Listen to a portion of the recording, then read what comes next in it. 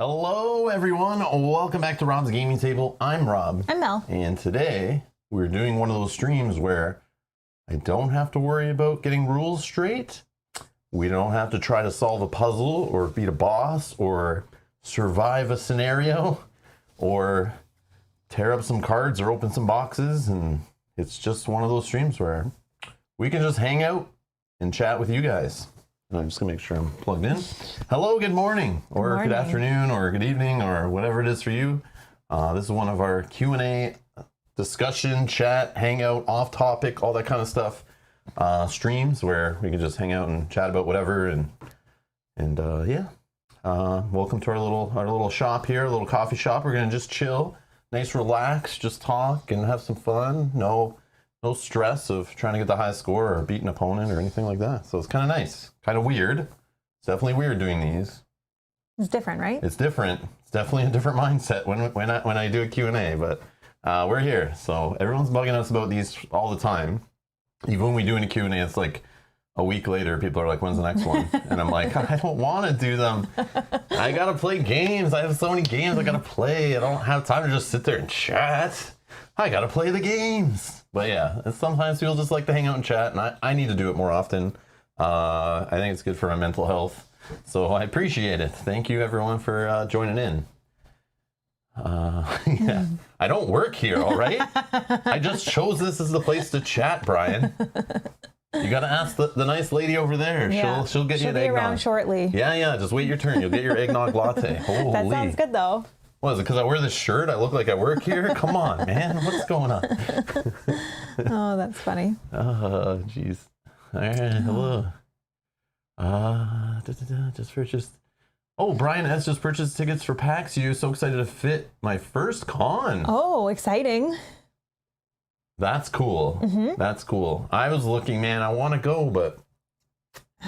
Yeah, Canadian government, I don't know, maybe they'll announce on November 21st in the next like monthly update of like border, procedures, COVID restrictions, all that kind of stuff, that they'll eliminate the need for a one of those like $200 whatever per person PCR tests, negative PCR tests or whatever for fully vaccinated. The problem too with that one would be if we went, it would be more than 72 hours, right? That we would be there? So no, we'd have to get one in the U.S. We'd have to get one in the U.S., which is the problem, yeah. So how it works right now for people who are like, what the hell are you talking about? So I wanted to go to PAX Unplugged. I could have gone. I get invited to go every year and actually get free entry. But the last two times I couldn't. One was just because like I didn't even know what it was. And then it was kind of small. The next one I was like excited to go, but then financial, job change, all that kind of stuff. I was like, I probably shouldn't be blowing money at this point on a convention that I've never been to before, but I did want to go very much. And then last year, 2020 was like the year I was like, I am going to Origins. We are going to Gen Con. We're going to PAX Unplugged. And I had it all planned. I'd been saving money for it, budgets, all that stuff. Thank you again for your donations, helping with that. I was going to go there, meet some of you guys, get some footage, get some extra content for the channel, all that kind of stuff, do the usual. But yeah, then this like weird thing, this virus or something I heard of, I don't know, some little virus thing happened that kind of screwed all that. So this year I was like, all right, maybe Gen Con, but then it was like the border was locked. Open. Yep. So the border's been closed to non-essential travel for Canadians trying to get into the US and vice versa, unless you're flying. So all these conventions I can drive to, way cheaper than flying. Way cheaper, especially since I'm going to come back with a whole bunch of board games. So it's like, yeah, just me flying to a convention as a guest. Yeah, that's not such a big deal. People do it all the time. But when you go to a board game convention, it's not like a work convention or something where you might get a few pamphlets or a little bit of swag. Yeah, like a swag bag. Yeah, a little swag bag. You just kind of stuff that in with your luggage, no problem. But you go to a board game convention, you need to bring like an extra empty suitcase, and you're paying to check that thing just to ship your stuff back. Or you're paying a company to ship all your board games back home for you. But when you drive to these conventions, oh boy, as long as you can still see out your rear view mirrors, you are good to go. And yeah, at the border, they're pretty cool with nerds coming through with board games, at least in my experience. They kind of just shake their head and laugh at you and go, get out of here. I don't think they know how much they actually cost. Yeah, that's the thing. That's the thing. Yeah, so hopefully no modern hobby board game enthusiasts like myself get jobs at the US-Canada borders that I cross, because if they realize they're not the $20 hunks of crap that you find in a Walmart or a Target or Toys R Us or whatever, yeah, and they find out they're like hundreds of dollars I'm bringing back in one game, I might have to pay a lot of extra money in customs and stuff. But usually we come back from Gen Con or Origins or whatever, and they're usually like, where were you? We're like, we're at this board gaming convention, and they're like, go ahead, nerd, get out of here. They don't even care. And that's like, I have $1,000 worth of board games in the trunk, idiots. So yeah, so you usually get away with that. So you can't do that when you fly usually and stuff. You got to go through the customs there. They're checking stuff. You're checking bags. Like, man, it's hard to get away with that stuff. But, and then you're paying extra on top of that. So yeah, it's definitely cheaper to drive for me. So the border is now open again as of November 8th to the land borders. US and Canada land border is now open to non-essential travel. The US will let me in no problem, and randomly will ask me to prove that I'm fully vaccinated. So they're not even asking everybody. They're like, come on in, we need your money, let's go. We need to help our economy. But the Canadian side are a little slow. They've already been allowing US in since August, but they've required anyone coming into Canada, whether you're fully vaccinated or not, has to have a PCR test, not a quick test, not a whatever test. There's a whole bunch of tests that are not accepted, but this PCR test, you have to have it negative, and it has to have proven negative in the last 72 hours. That's fine. You go to Florida, you know, you're a Canadian going to Florida for months to you know, a snowbird going down there for the winter. You're spending months down there. Yeah, $200 test. You kind of get it done. You wait for the results. Sometimes they're slow. Sometimes it's hard to get an appointment.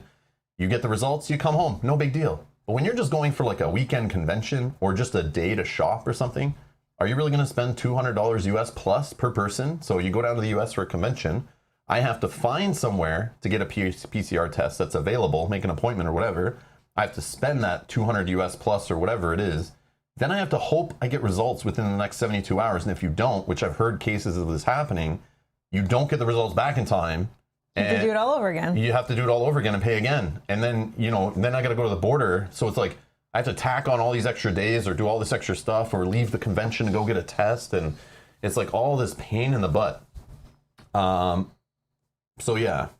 And then you have to prove that coming across the border. So going to a convention, I can get to a convention now. It is fine. I can show I'm fully vaccinated. I'm going to the convention. All is good. You know, I have proof of all that stuff, but it's like coming back with this test, like wrinkle. And the Canadian government's announced that, yes, we know it's a problem. We're working on it. So, but we only hear updates on the 21st of every month. So hopefully on the 21st of November, they announce that. I don't know if we'll go to PAX Unplugged last minute like that. But we can look into it at that it's point. It's possible if they eliminate that restriction, then I can start going back to board gaming stores in the US again and go down for tournaments and see some of you guys at some of the like stores across the border and stuff, like cafes, board game cafes and stuff. Mm-hmm. Yeah. Like I haven't gone down there in so long, and like, you know, there's some people across the border that I haven't seen in forever. But and there's some new friendly faces from here that we would love to meet up with. Well, most of them. Like Dan Roberts, no, but like some other ones for sure. But he's not here, I don't think, yet. So. Not yet, no. I expect a comment later down below. But yeah. So we'll see. But yeah, next year PAX Unplugged, in my mind, I'm going. But more important is Gen Con. That's number one. I must go to a Gen Con. Hopefully it works out. Hopefully publishers start going again and it, you know, becomes what it used to be. Sort of. And then, yeah, maybe Origins too. We'll see what Origins, how they're doing. But this year didn't look too great. Like, a lot of publishers pulled out. Like, Origins is like a smaller Gen Con. And, yeah. I like to go to talk to publishers. I like to go to check out new games, demo stuff, and whatever. And it's like, Origins is usually like a little bit of that, but not a lot. And I find you can pretty much hit everything that you're interested in like a day. And then you have like 3 or 4 other days where you're just like, what to do now? Which is great if you're meeting people to game with. Yeah, if you're gaming, that's great. Like I usually fill the other days with tournaments where we're playing like Keyforge events and tournaments and stuff for a Game of Thrones tournament in the past or whatever. So like I have all these tournaments filling up my days, and then I just spend the between the tournaments or time off running through the dealer hall and stuff. So it works out for me usually, but I don't know what I would be playing in now, but anyways. But yeah, we'll see. We'll see. But anyways, that's the update there with convention stuff. Now that you brought up PAX Unplugged and rubbed it in, Brian, that you're going. Thanks for rubbing it in, man. Thanks for putting salt in the wound. Brian says, Dan loves you guys. And when I say love, I mean rooting for Mel to kick Rob's derriere. What big group. So, oh yeah, we can answer some questions. If you guys have questions, the only things I wanted to kind of say about the channel coming up, if anyone even cares, you'll see the live streams pop up as it comes. But there are a few things. Thank you for helping us hit 13,000 subscribers. Much appreciated. Awesome. That came pretty quick, considering how it's been over the last few years. It kind of is like, the channel's growing at a pretty good clip, and I appreciate it. Thank you for getting us there. What was the other thing?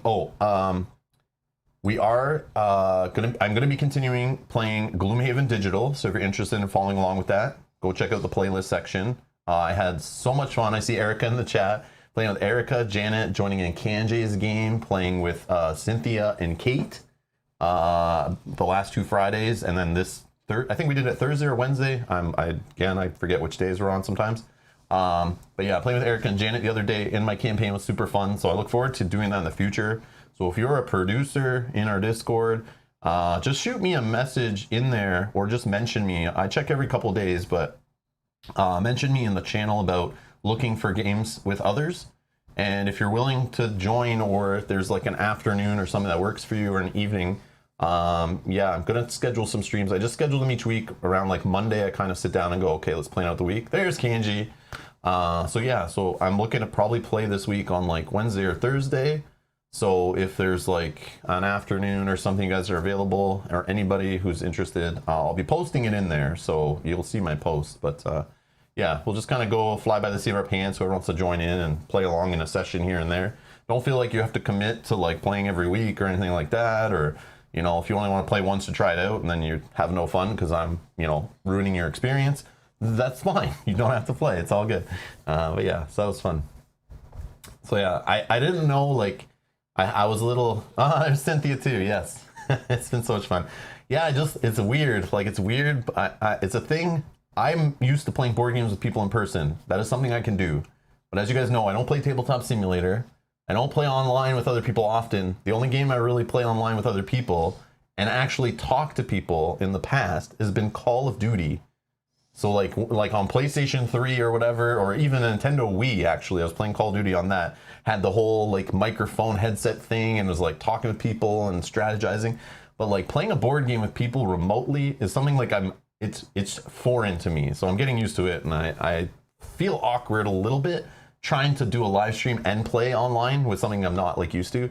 So hopefully that comes across okay, and it's fine. I'll get more comfortable with it, but that's why I don't do it so often. It's like something I'm like, it's out of your comfort zone, right? Yeah, it's just something I don't do on like a weekly or daily basis. It's like, yeah, I get like in routines and figure things out and just kind of go with whatever's comfortable. But yeah, but it's been so fun. I appreciate Kanji with the offer, helping me get into their game and like getting out of that, you know, out of that shell of just streaming by myself, playing digital games, not talking to anybody other than the chat, you know, like, so I didn't know if it would be like weird, but it works out. It worked out. But yeah, but the difference is Call of Duty, no one's yelling at me and saying racial slurs and, you know, swearing and all that stuff. So everyone's more welcoming. I mean, the other team usually. People on my team are usually pretty nice, but yeah. No 13-year-olds telling me what they're going to do to my mama after I, go 10-3 on them or whatever. So anyways, but yeah, so it's much nicer. But I do appreciate it. Thank you, everyone who's been playing with me. I appreciate it. Thanks for having me, guys. It's fun to watch, for sure. Is it, though? It is. For sure? I find it fun. Okay. Yeah, definitely. I mean, it's definitely better than just hearing my voice the whole time. That I guarantee you. But. And I know even Tara's saying, oh, sorry, no. Where did that go? Oh, I think it just scrolled through, but just said that she loves the videos, those videos of you guys playing all together. So what she's saying, she doesn't want to watch me play by myself anymore? No, it's not. I don't think it's that, but it is definitely fun to hear the strategy between a team of people, especially a team of unknown people. Hold on, what did she say? Can you say that exactly? Yes. Yes. Love those vids. That's awesome. Thanks, Tara. So there's some questions rolling in, I see, for you. Okay, well, let's get to some questions. Oh, the other thing, sorry, before we get to questions again. What else was I going to say? So Gloomhaven Digital, again, I was talking about that, playing that. And Kenji asked the other day about Unfathomable. We should have a stream for Unfathomable later in the month. I'll schedule it in like a week or two. We're just trying to find out how many players we're getting and babysitters and all that kind of stuff and getting people locked in. But it'll happen most likely on a weekend coming up. So just stay tuned to the channel, hit the subscribe button. You guys will see it in your feed. I'll probably schedule it like a week or two in advance, actually, because we pretty much have a date-ish locked in. We're just waiting for a couple to confirm, a couple of people to confirm. So it may only be 3-player worst case. I'd say worst case, like I'm happy to play with anybody, but I'm excited. But we're trying to line up a 6-player playthrough of Unfathomable. I don't know if it'll work. Might be only 4, but it's still going to be awesome. We're going to play it in like a week's time just to learn it and practice it and whatever. And then, yeah, we'll play a big stream of it, have some fun with it, give you guys our thoughts on it. And yeah, so stay tuned for that. That's coming for sure. That's in the works. Another game that was talked about before on a previous Q&A that was mentioned is a game, Hunters AD 2114. If anyone in the Discord knows about this one, it was Doc Hogan that hooked this one up. I don't know what he did there. I got to reach out to him now. We just got it, but this was the surprise game that he was giving clues for. Anyone that was in our producer Discord who knows, when we did that little like, here's the riddle from Doc, and then Doc joined in, and you know, he wasn't telling us what it is. That's the game it is. So it showed up, the other day, and so we're gonna learn that and try it on the channel. I don't know if I've never looked into it really, other than it looked cool, but I've never played it, so it's kind of a weird one where I didn't do the research, didn't find the game, and it just like kind of came to us. So this is, I think, something that Doc thought we would enjoy. Yeah, Doc, based on what we played, Doc says we should like this. So if we don't, then you can blame him. I'm just kidding. But yeah, we're gonna figure out soon. Hopefully play. So that just came recently. Another game is Euthia, Torment of Resurrection, I think is the full title of that game.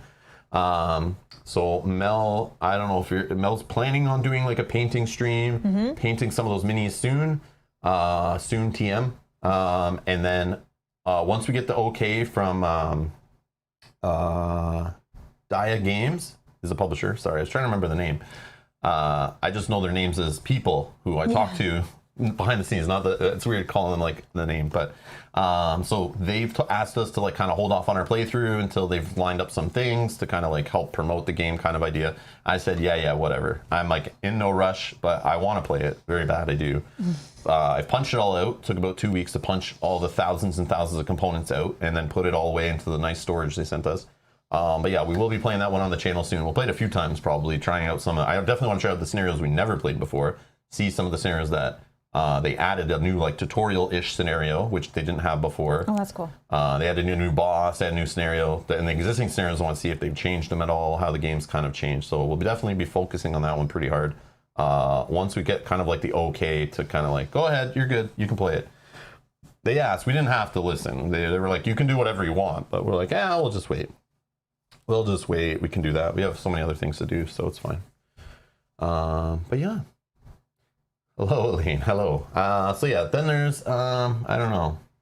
There's other games, but I'll just leave it at that. Those are the ones that I'm off the top of my head that we're definitely playing soon. And yeah, then there's Marvel Champions. We were just playing the Mad Titan Shadow campaign. We reached scenario 3. I don't know if we're going to continue that series because, the other thing is, this works, is Arkham Horror Edge of the Earth. We got the shipping notification on Friday, 2 days ago. Should show up by Tuesday, so in 2-ish days or less, hopefully. Fingers crossed. It is on its way. It's in the hands of Canada Post, on its way here. So sometimes things show up early, sometimes they show up late. It's just the world we're in now. But it is on the way. It's officially here in Canada, so I will probably just make a stream. You guys are asking for it. Someone messaged me about it too. Yeah, just to ask like if we're gonna crack it open, like do like kind of an unboxing. And they were talking about the stream the other day, but like I don't know, like I'm no expert, but I mean I don't mind just doing kind of like the casual, kind of like when we unbox Euthia or whatever, just like a casual stream when it arrives. I want to look at the cards. Like I don't want to sit there on a website browsing through the spoilers or anything like that. I want to actually have the cards in my hand, kind of look at them, see what player cards are in there, kind of get some ideas, talk to you guys in the chat while we're looking through the cards to figure out which investigators we're playing through our playthrough. of Edge of the Earth, what decks we should build. We're going to build decks just from the pool of the revised core set, Investigator starter packs, and the Edge of the Earth player cards, which is what I think is a good recommendation for someone joining the game now at its 5-year anniversary. I think that's a good entry point. Get the revised core set, grab some Investigator starter decks, which seem to be available and in stock now, which is good. And that should give you enough player cards plus the Edge of the Earth if that's your first campaign you buy. Obviously, 3 or 4 months from now, when the Dunwich Legacy or whatever is re-released in the new format, I would probably recommend that's the one you go for first. But right now, holiday time, people are going to be like, I want to get into this game. I played the core set. Now what's next? I think, I hope it's Edge of the Earth is okay, but we'll find out. Yeah. We'll find out if it's I'm too excited. crazy. Yeah, we're going to play it though. But yeah, we'll see. We'll see how it goes. So yeah, we'll do a table unboxing. Table unboxing? No, I think it's Rob's gaming table. Rob's gaming table unboxing. Got Arkham Horror? 4. He put a little asterisk one underneath. Unboxing for Arkham Horror? Oh, I see. He's just asking. Yeah, I get it. Oh, he asked as you were saying it. So I think, there was just some delay there. Yeah. There's a delay, and I'm also like not reading chat 100% here. I'll look in a sec, but yeah. So yeah, I might do that. If it shows up like tomorrow, maybe I'll just tomorrow I was just gonna chill. I got some streams to schedule and stuff, but yeah, if it shows up tomorrow, maybe I'll just do a stream, schedule a quick and dirty stream, and we'll just hang out and just unbox it, kind of look at what's in it to kind of, we'll look at some of the player cards, and if there's like some cool ideas, I'll have the other cards there too. And maybe we can get, if the cards are in Arkham DB, maybe we can do some live kind of let's kind of build some decks or something. But then Mel's not going to be there, so we could do it in the evening. Yeah, maybe in the evening. But then I don't know if that works out for everybody, so I don't know, because it'll be last minute, so not everyone will be showing up and stuff, and we'll just see. I could also just, yeah. All right, let's get to the questions. So if you have questions, you can drop them in the chat. I'm gonna go back a little bit in the chat. So it'll take me a minute to get there, obviously. More like an hour to catch up, but and maybe never catch up. But let me find some questions. I'm sure you guys will ask some things to remind me of what I want to bring up, but so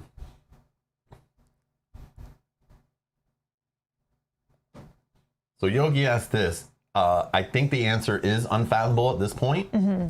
Just because it's new and it came and I'm excited, and I still haven't played our copy that we got sent of Battlestar Galactica, which we have.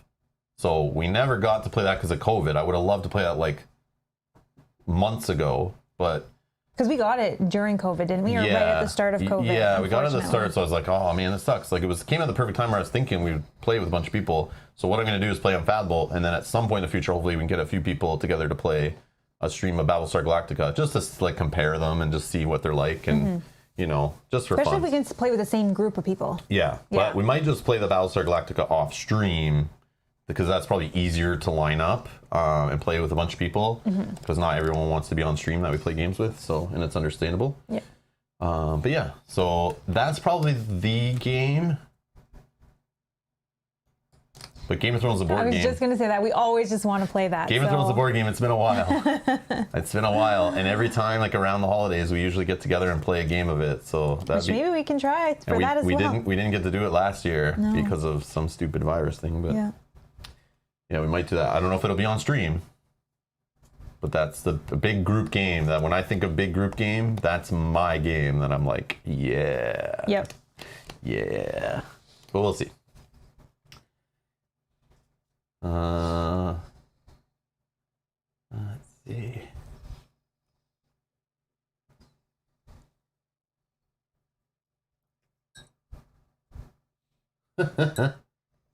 Okay, so Velko says, when will you update your social networks? Instagram, Facebook, TikTok.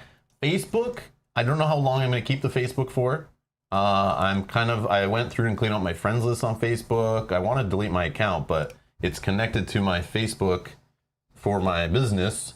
But it's so maybe that's what they're talking about, the Rob's Gaming Table Facebook. Yeah, I know that's what they're talking about. Is that the one you think? I want to get away from Facebook and just delete it completely and not rely on it at all, because I don't check it that often. I don't care to, and I'm not really for what that company is about. But Instagram, same thing. It's a Facebook company. So like it's basically Facebook. It's all the same policies and privacy issues and stuff. So Instagram, maybe, but YouTube's been pretty cool about adding new things to the platform. So there's something called YouTube Shorts. There's also clips. Clips are going to join into Shorts. So what I'm going to do is probably, instead of using Instagram, because that's kind of trash too, I might use YouTube Shorts as a format instead of Instagram. So instead of just posting pictures or sometimes videos, I guess, on Instagram, I could just post YouTube Shorts, which will be better quality. I can post like, miniatures in YouTube Shorts, things I would take pictures of, I could just do video of, which is like more interesting to me. And I could just post them on YouTube Shorts. So I just have to figure out how to like organize that on the channel. I'm not gonna make an extra channel for it, but I think YouTube's adding new ways to like organize it so they're not like cluttering your feeds and stuff. I think it's also a good way as well because everybody's already here that wants to be here. You don't have to go to all these different other places. And I have no interest in TikTok whatsoever. Or what was it called before? That's Musically or something? Musically or something. Yeah, whatever. So I know lots of people use these platforms and it's a good way to get my channel out there, I'm sure, but is it like, what's the cost? I don't know. What's the cost? So yeah, that's where I'm at. I'm not really a fan of social media so much. I was early adopter to it. I got really hardcore into it, thought it was great, promoted it, loved social media at the beginning, but just what it's morphed into is like not really, what I'm about. So, but yeah. So it's not something I wake up and be like, yeah, I want to go on social media. I try not to at all. It's just like a health thing, I think, but yeah, so that's where I'm at. But, yeah, I just post on Twitter for like stream updates and stuff, like when a stream's happening and things. But I'm not about like the Twitter and board gaming is like, I've talked about this before, but yeah, like Twitter, a lot of people just kind of like post their thoughts, but I just like, there's a lot of toxicity on Twitter. I notice it's like a place where people just think they can say whatever they want and like attack each other all the time and stuff. Even like the nicest creators, I go on their comments on their post and I see like these people that I watched before, like ripping on them and saying like the meanest things and stuff. And it's like, man, this is junk. This is junk. It's not good. It's not good to read the comments on Twitter. But I do like on Twitter seeing companies posting updates on when things are coming out, when stuff's happening, So I follow some of that stuff. But you don't usually need to follow these companies on Facebook. Most of them do Twitter, and it's just easier to see updates on there than. That's just my opinion, but. So I'll probably keep the Twitter going and then just use YouTube Shorts. That's my current plan. And no, not OnlyFans. I'm not doing OnlyFans, but I thought about it. But I don't know. We'll see. We'll see. There's another one too. There's another website that's that I noticed like video game streamers use, where like their fans can like play with them and stuff. I forget what it's called, but I've got to look into that kind of stuff too, because that might be fun. Like people way to support the channel and then like play together or something. That sounds like more like it would relate to the channel. But yeah, there's like it's weird stuff. There's like quite a few people that are agreeing with you, saying they've gotten rid of their Facebook or other social medias and stuff. Yeah. Yeah, it's just like morphed into like crazy town. Whether it's the company being crazy or like the users on there being crazy. And yeah, it's just not something I want to like associate myself with too much. So. And you're right. There's a lot of negativity there. So. Yeah. There is positivity though. Like there's Facebook groups. That's why like the only reason I would keep my Facebook is to go in the groups of like amazing like I don't know, Marvel Champions fans that help each other, Flesh and Blood communities that are helping new players get into the game. I can go there and like look up rules and stuff. I can ask questions. I can, people share cool experiences on there, man. But I also have Reddit for that too. Reddit's got great communities on there that are like, sharing good stuff, and they're pretty heavily moderated too. So if somebody's dropping in some kind of like bad thing, it's usually like gone. That account gets banned. Like, there's like pretty good policies over on Reddit, and that kind of keeps me there. But, so like Reddit's my social media, I guess, where I'm kind of like going to get into the groups of certain games that I play or like reading about things and stuff like that. That is become my new like Facebook, because I love the Facebook groups of other people like me, fans of games, but it's like I just don't like the Facebook experience. So I can go to Reddit and get the same people in there, and and it's not the same. and I have all notifications turned off, so I don't get notified when people are posting stuff on there. I just, when I feel I'm ready mentally to go onto social media and spend some time on there, I have to open it. So yeah, that's just how I'm at. Or where I'm at, I should say. But I did notice when I was deleting all my Facebook friends, like 1 out of every like 5 friends I was clearing off the list, like old, whatever, family members, yeah, like I delete family members, and school people I used to work with, whatever. When I was just cleaning it out, man, like every like 5th one was like, this account is inactive. If you unfriend them, when they reactivate their account, you won't be their friend anymore. Are you okay with this? They're like, yeah. Like, this person's better than me. They already got out. What's going on here? So yeah, there was like a ton that were inactive. I was like shocked by it, like a ton. And yeah, so it's like, yeah, a lot of people have left Facebook, which is why they're renaming and rebranding and all this stuff too. They're like, they're kind of having trouble. So yeah, I think it's a sinking ship, but we'll see.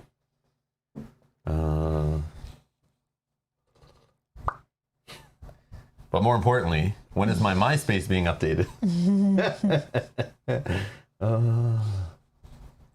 Yeah, the best way to follow the channel is like you just subscribe and then you turn on notifications to whichever level you want. And then you have to have the app on your phone or something and allow those notifications. And if you don't want notifications, I totally understand. I'm with you. And then you just don't turn them on. And then when you just log into YouTube, you go to the subscription feed, you should be able to see upcoming stuff there or stuff recently posted, or you just hit the channel whenever you feel like it. But I will still post on Twitter every now and then. I don't do it for every single stream I do because I don't want to like be like constantly every single day, like boom, I'm streaming, boom, I'm streaming. Like, you guys get the idea. If you want to watch my streams, come and watch them. Yeah. Like, yeah, I'm not going to harass and that kind of stuff. So, but yeah. I think YouTube just has to get better with the like getting people to the stream. So we'll see.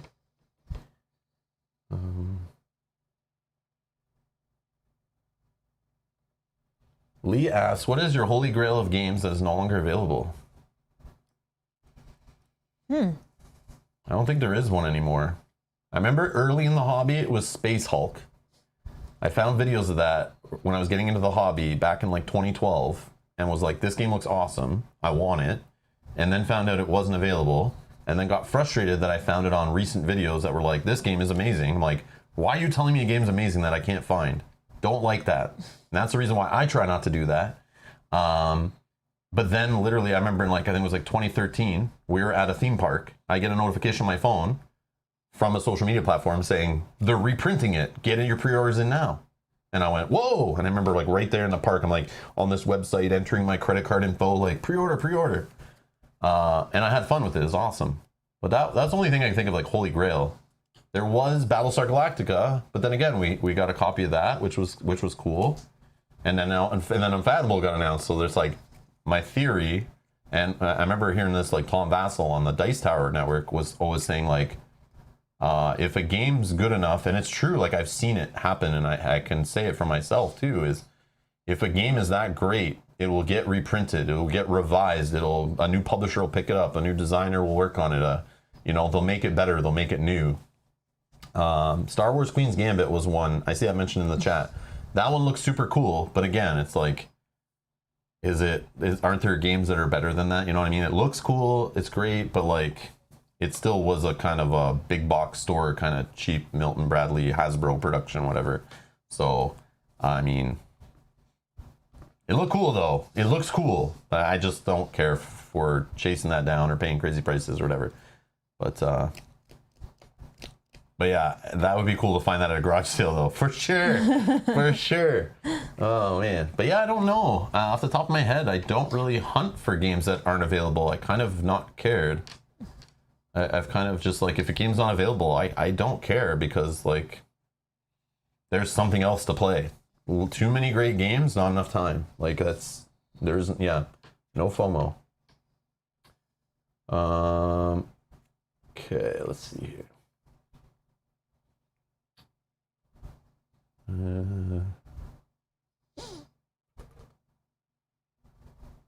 SB Housefuls asking, did you happen to kickstart the Return to Dark Tower? No. No. I was not really interested in that at all. The designers had me interested.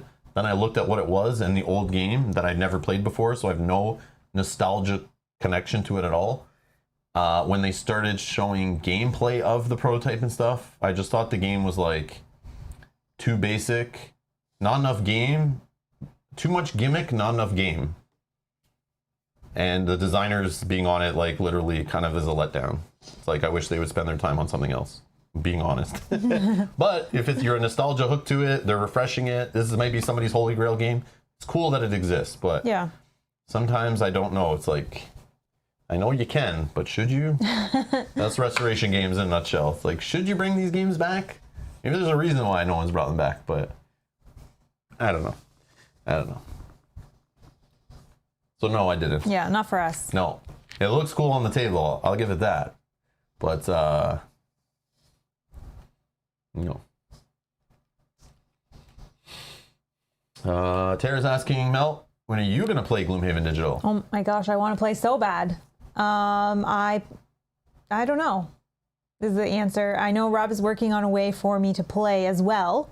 Yep, we have a way for you to play. So I set up one of my old gaming laptops. I downloaded Gloomhaven, tried it out. It ran. Mm-hmm. It was a little bit choppy. I lowered the graphic settings. Seems to be working good. yeah, Enough to play it. and we were talking about it on Friday. Yeah. So But it's just like, we have other games we have to play right now in the evening when Mel's available. Mel wants to do a painting stream. So at some point when it just feels like she's, I'm going to play in the evening on a day she'll play in the evening, or we could play on a weekend and Mel can join in, or on our holidays, December 10th.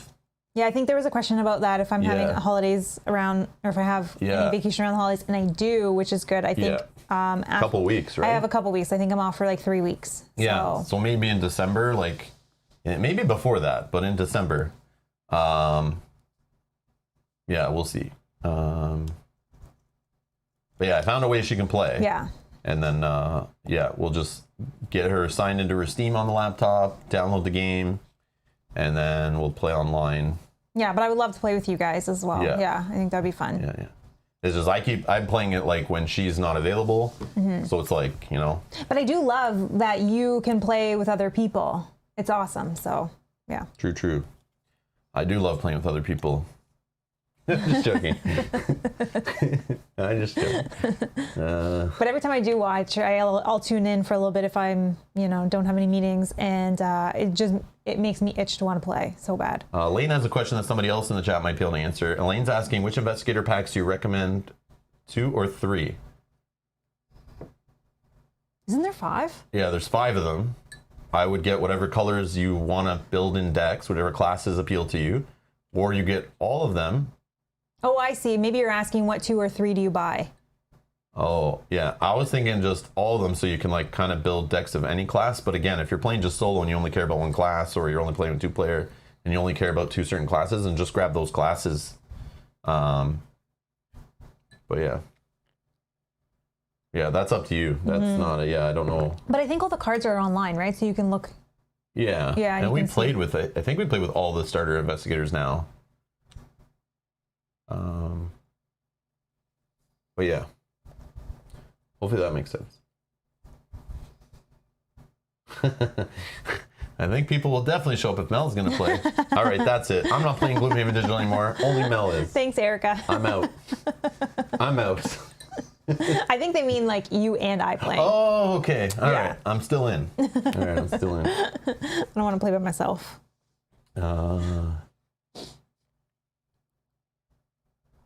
Oh, Bob's saying, I played Unfathomable recently. It's very much a reskin of Battlestar Galactica, but there are some game mechanic differences. Okay, good. Well, we haven't played Battlestar Galactica, so we'll get to learn it fresh anyways. So it'll be weird good. playing it backwards, but that's the way we're going to do it.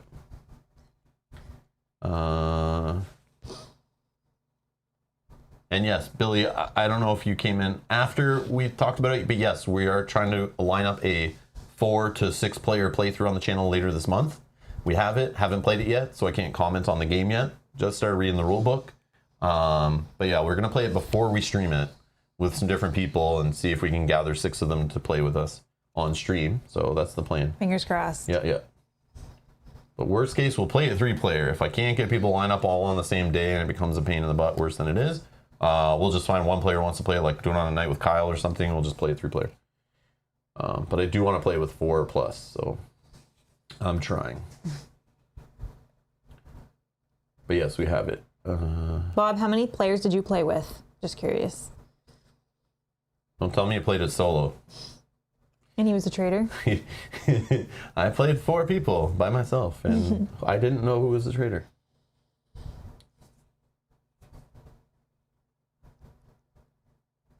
Chip Martin is also saying, I'll play, but I'm not sure if you're talking about Gloomhaven Digital or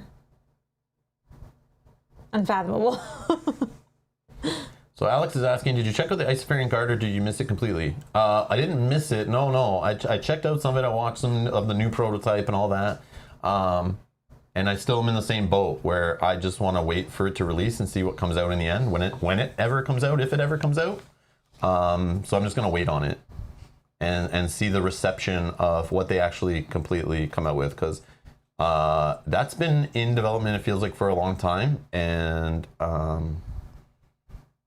yeah. I was gonna say, hasn't it been delayed multiple times? Yeah, and then they obviously were like, okay, we did some new stuff. Here, let us show you the updates. Let's send out new prototypes, and hopefully we get more people back and all this. But maybe they did, but yeah, we'll see. It looks cool, but yeah, I just didn't want to throw money behind it. I just don't feel confident with it yet. That's just me, though. But it might be the greatest game ever that I play, but to me it doesn't feel like it will be, but I could be totally proven wrong. And I do want to play it at some point in the future, whether it's just some kind of basic thing I buy secondhand later, or, yeah, we'll see. But I wasn't excited enough to get in on late pledges and stuff. No. And there was other games I was rather backing at the time with my money, so it didn't come close. But yeah, we may play it on the channel. I would never say never, but it does look like up my alley. Like, it's something I want to try, but yeah, we'll see. I just wish it came out already. That's a game that if it came out by now, I would have played it, but there's other games coming out that are going to make me forget about it probably. We'll see.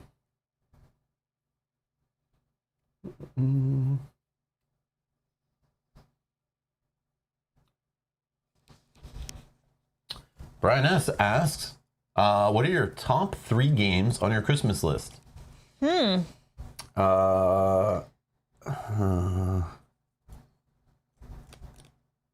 a problem. There's games on my Christmas list that now won't be coming out till next year. That is true. Like Frosthaven. Yeah. I don't know. We'll see. Yeah, I don't know. I guess maybe because it's like I don't know what is, like, when I think of games on my Christmas list, it's games that are coming out around that time, or that you can purchase and have under the tree. That I right? can purchase, get a hold of. That's what I think about Christmas list. But I don't know what games have come out recently. Like, I don't know, maybe Role Player Adventures would be one I want to try based on you guys telling me to look into it. That's the one I added to my Christmas list. I don't know. I feel like everything else, is coming out later. Like, I would say Edge of the Earth, like Arkham Horror Edge of the Earth. That is something that I would like put on my Christmas list, but we're going to be like getting that obviously beforehand. But that's if I didn't have a YouTube channel that I like had to play it. I gotta play it now. I can't wait. Yeah, that was something that would come out now, and I would just kind of like wrap and put under the tree and be like, I'll play that next year. But this, like, we haven't got to play a single campaign for that game when it was new with everybody else. So I want to try that experience. Mm-hmm. So play it with everyone else and kind of discuss things while it's cool and in, Aeon's End. Is that coming out this year? That is shipped. I think that's on the boat now. Oh, okay. But I don't know if we're going to see that until like early next year. But we did back that. The last one, I backed it. I'm not waiting for retail on that one.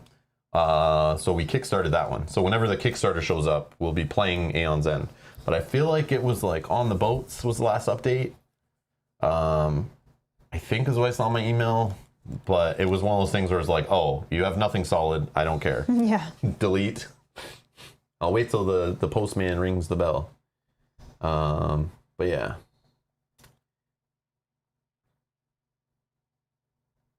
Oh, about the Holy Grail games. Drew's mentioning Chaos in the Old World. That's an Eric Lang game, isn't it? That game also looked interesting, but that was also out of print when I was getting into the hobby, I think. And I was looking at that one, and that one does look cool.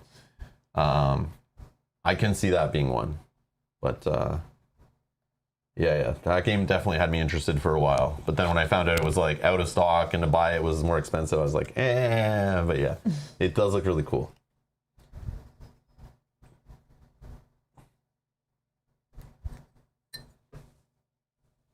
Oops.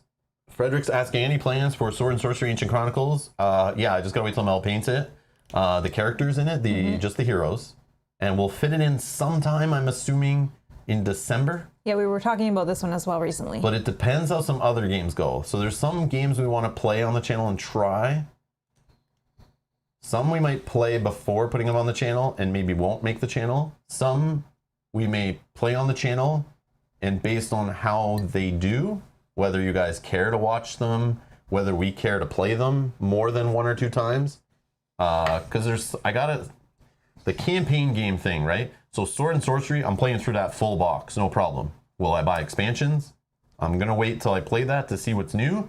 And if it's more of the same, maybe I won't. I don't know, we'll see. But I do want to play the base box for sure. I'm not gonna wait for the expansion stuff anymore. We're probably gonna play it over the holidays sometime. Get through the 6 or 7 scenarios I'm assuming that are in it, and just see what's new to Sword and Sorcery. But I do want to play it all. I miss playing that game. Yeah. I love Sword and Sorcery. But there's some other games before that we'll play that maybe will turn into full campaign playthroughs. We're playing them every week for a couple months, and that might push that back. So I don't want to lock anything in. But yeah, I have it sitting on our shorter pile of what must be played. And that is definitely in the list of being played no matter what. Yeah. But yeah, it hasn't been painted yet. At least for this one, I only paint the 2 characters that we play. So this one, I mean. Yeah, that's true. It won't take too long for that. Assuming we figure out which characters to play, and there's not some kind of join the town and switch characters. That's true. During the campaign. Even if it was just the 6 characters, I'm assuming it's like 6 or 8 characters that are in the box. I don't paint all of the enemies since they're all color based, and it's just easier to see on camera. So. And D Miller's asking, speaking of Gloomhaven, Rob, have you ever played through the Forgotten Circles expansion? No. Nope. I got the original printing of it when it first released, and then we finished our campaign, and then we moved on to other games. And we kept talking about playing it again. Then there was a point before COVID, we were going to play it with Justin. Then COVID hit, so that got delayed. I even bought the updated card pack, got it paid for it to be printed and shipped and all that stuff to improve the expansion. But yeah, I just don't know. And then Frosthaven was announced. Now Gloomhaven Digital's out. So I may play through it in Gloomhaven Digital if it ever gets added. Oh, cool. But I don't know if I'll ever go back and play the physical version. I would never say never, but Justin right now is not able to join us to play for a while. So maybe we'll get together and play it if Frosthaven gets delayed or something weird and we have time. Maybe he'll join us and we'll play through that. But yeah, just so the reception online with that expansion has not been great. And not many people ask us about playing it. It's always the same, like 2 or 3 people. So I just feel like not many people are going to care, and it's really spoilery, right? Like, not everyone's gotten there, and not everyone's beaten Gloomhaven, and yeah, so I don't know. I'm more excited for Frosthaven, to be honest. So, Same. like, I really don't care about Forgotten Circles. So at this point, I wouldn't bet on us playing it, but I would never say never. But yeah. Oh, Dan's here. Dan says, hey, Rob and Mel. Well, let's see here. Let me highlight this one. Hey, Rob and Mel, no snarky comments today. Just a big thank you for being a positive force in the universe. I don't know if I'm being too positive today, but thanks for all you do. Yeah, you're fine. I don't know. I think you're fine. But yeah. Just hopefully Dan doesn't scroll back to the start of the stream with what I said about him. Awkward. Thanks, Dan. I mean, thanks, Dan. Hey, Dan. I'm just joking. Now he's intrigued. Yeah, no. No, I didn't say anything, I swear. Okay, let's see here. Dream Alchemist was definitely not there at the end of the last Gloomhaven digital stream where I spent some time looking into this expansion. And no, I didn't. And no. No. Yeah, I'm going to pass on it for now. And yeah. But you did go over it in the last Gloomhaven digital. If you're curious on his thoughts, you can. If you want to see my thoughts, go check out go check out the last Gloomhaven digital streams. Go scrub to the end where you see I'm looking at the browser and I go through like everything FAQ, what's involved, the whole FOMO, like all that stuff, and my reasonings, what I decided, because I literally didn't know about it till that day, and I did my research on stream a little bit and talked about it, and came to my conclusions on it. And if you want to see that, you can go check that out there. But yeah. Yep.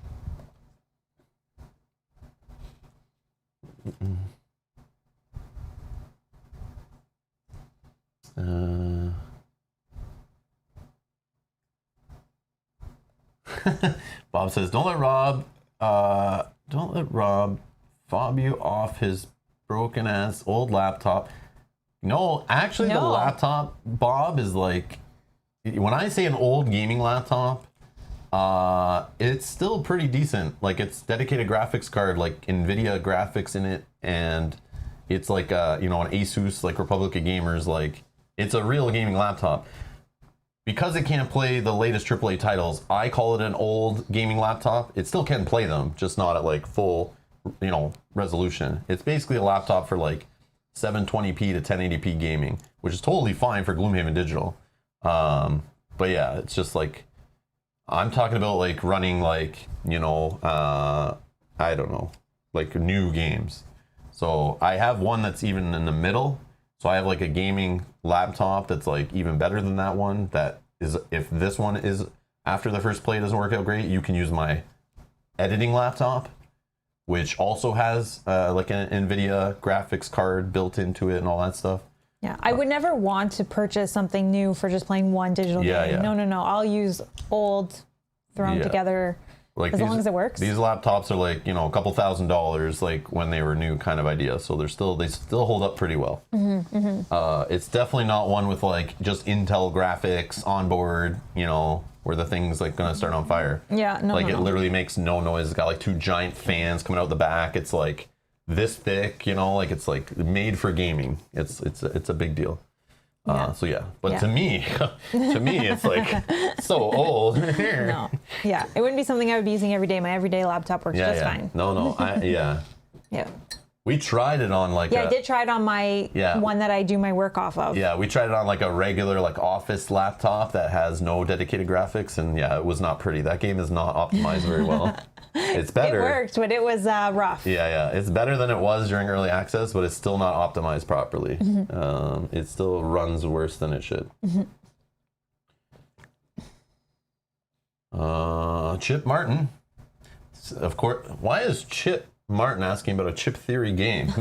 I wonder if this is a secret employee from the company trying to get us to talk about their projects. Feels like a plant. Hey, Chip. Did you back Too Many Bones Unbreakable? I'm just joking, Chip. I'm just joking. Did you back Too Many Bones Unbreakable? I've been on a Too Many Bones kick as of late, and I'm excited about the new edition. Also, been thinking about getting the Trove Chest. Do you recommend? So, yes, I went in Too Many Bones Unbreakable. I don't even know what the final total was, because there was a US number of backing it. There was a Canadian number that came off my credit card. I don't know. I had dropped like hundreds of dollars on that, on an expansion. I spent more on an expansion for this game than I've ever spent on a Kickstarter all-in craziness for a new miniature-filled insanity, multiple boxes, all that kind of stuff. Yeah. I've had like full-size furniture show up that cost less than this expansion, shipped and everything. It's kind of crazy, but I went in all in because I love the game. I know you guys love the game. I get people watching it. It's something I love. I like supporting that company. They've been kind to me. I like being kind to them. And I've never been let down by anything I played of theirs. And since this is an expansion of a system I already love, you guys know I spent hundreds of hours playing it. I want to get playing it again. It's like no question. So I was like, yes, I want more gear locks. Yes, I want a new campaign. Yes, I want things to spice up my old Too Many Bones boxes. Get in more encounters, more baddies, you know, change up the tyrant battles. Yeah, yes, add, yes, add, and submit. So yeah, so I definitely went in on that one pretty hard, more than I have on any other campaign in a long many years. So yeah, I'm a sucker for that stuff. So the Trove chest, it depends. Recommending it, it's fine. They're improving it, of course. If you back it now, they're adding in more storage to store everything. It's great. But that's a question up to you. Like, personally, using the Trove chest, I like how quick I can get out the stuff. It's all organized. I finally can put the game away. For the Trove chest, again, my history with Too Many Bones, when I open that core box, I put it on the top of a Kalax, all the components, never close the box again, never put the stuff back in the box ever. Unless I was transporting some stuff to a friend's house to play, I would just grab one of the expansion boxes, throw in what we needed, throw it in a bag, and bring it to a friend's house. But it was not pretty. I never tried to store Too Many Bones ever back in the box, ever. Everything was just, I had the neoprene mats all piled, poker chips piled. Everything was just on the top of a shelf in a mess so that I could grab it and play it whenever I felt like it. And the Trove chest solved that for me. If you're okay spending a bunch of money on a storage solution, if it looks good for you and it works for your setup, like I have a Kalax, it's built to fit in a Kalax, that works perfect. I like it a lot. The fans love it because they were demanding that they brought it back. Yeah. It was like crazy. It's hard to say. Once you have like all this stuff though, even the stuff that already exists, it's a lot and it's heavy. And to keep all the separate boxes, it's a ton of boxes. And it's not a game you can easily just go find an insert from such and such company, you know? There's no just general inserts that I know of that you can just put in a Too Many Bones box and fill it up. All those foam inserts and light little wood inserts will all snap and break. No glue would hold that game. Come on. So yeah, you need the MDF wood Trove chest. So it's up to you. If you don't want to store it all in the separate boxes it comes in, yeah, definitely look at the Trove chest. It's a great solution. It does a good job of what it's for. To me, it was worth it because it saved me a whole top of a Kalax, 4x4 Kalax. The whole top is now cleared off. I can put things on it. But before it was literally all Too Many Bones stuff. So it definitely helped me save a bunch of storage space. And that to me was worth it. And I tossed away all the other boxes, which was nice. It just gave me space back, which is priceless in my mind. So yeah, so it's up to you. If the price sounds good, you need a storage solution, you have a bunch of stuff. But if you just have like the core set and you know, Undertow, you can store that stuff back in its original box and it's fine. But once you start buying like 6 extra gear locks and 40 days a day lore and all this other stuff, and then, you know, splice and dice, it's like, okay, it's getting a little out of control here. But yeah, I'm glad they came up with a solution though, because no one else was, right? So yeah. And I'd rather do that for that game than try to find like tackle boxes from a Home Depot and all that kind of stuff. Yeah, it's just its own beast. It's its own beast that the normal board game solutions don't apply. So yeah, so I'm glad they came up with something. But just like the game itself, it's a premium thing, right? It's like a premium product. Expect to pay premium prices, premium shipping, and all that stuff, right?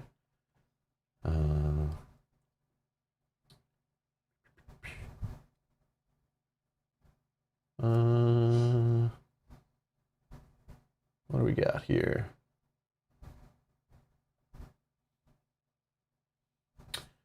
Selt 1983 asks, is the dream of playing games full-time everything you thought? Or have you found your attitude feeling towards gaming change? That's a great question. Yeah, that's a great one. I was discussing this kind of stuff. I discuss this stuff probably like every couple of weeks with Mel. Just like checking in, kind of like, how are finances? How is my mental state? How am I feeling? What things need to change? Like, you know, what's the future look like? All that kind of stuff. I talk about this stuff all the time off stream. I don't know. The dream I had was, I don't know if it was a dream. I always wanted to do it. Yes, I guess we could say it was a dream. I'd rather do that than working where I was working in any of my previous jobs. It was cool. There was a different kind of stress and a different feeling doing it. It was more unknown. And it's like one thing about being in IT where there was always constant learning. If you don't constant learn, you get left in the dust, right? So you got to keep up with the technology, learn new things, because when you never know when your contract or your company is just going to say, we don't want to use that product anymore, or we don't need your services anymore. So you always have to be kind of like learning and staying up with the times and changing. That's translated very well, those skills and that of researching, learning, it works to board games. Researching board games, reading those rule books, learning new mechanics, learning game systems, you know. Same applies to streaming, learning new streaming techniques and learning new technologies added to streaming, learning new products, like, you know, trying new things. All that stuff translates. It feels very similar. But yeah, it's definitely still work. It's definitely still work. I still stress myself out just as much. I thought it would be less stressful, but it's not, because I put the same stresses on myself, except for I don't have a boss per se, or clients per se, or if I didn't show up to a live stream or cancel a live stream or goofed up a rule, it's not the same as taking out an entire like global company's network or servers, or, you know, millions of dollars going down the toilet per minute. The kind of stresses I used to have on myself. But definitely that's nice not having that, I'll give you that. But my attitude and feeling towards gaming, being in the hobby and paying attention more and having more time to play these games and kind of sit there and only focus on the hobby. Before, only having like evenings and weekends, or when I had time, or taking vacation time to go to tournaments or conventions. I only had so much gaming time before, and I would only focus on like a lifestyle game and then a handful of board games throughout a year, if that. So it's very easy. I didn't pay attention to everything. I didn't back every Kickstarter. It was easy. Now it's like a primary focus. So I'm always paying attention. I'm seeing all these things. I'm starting to notice more things. And my excitement for the industry has definitely dropped. Okay. I see more things and notice more things that irritate me that wouldn't have before, as you guys hear in my rants and that kind of stuff. There's things I don't mention either. Just how it's evolved, and this whole churning out trash is become more of a standard practice than I noticed.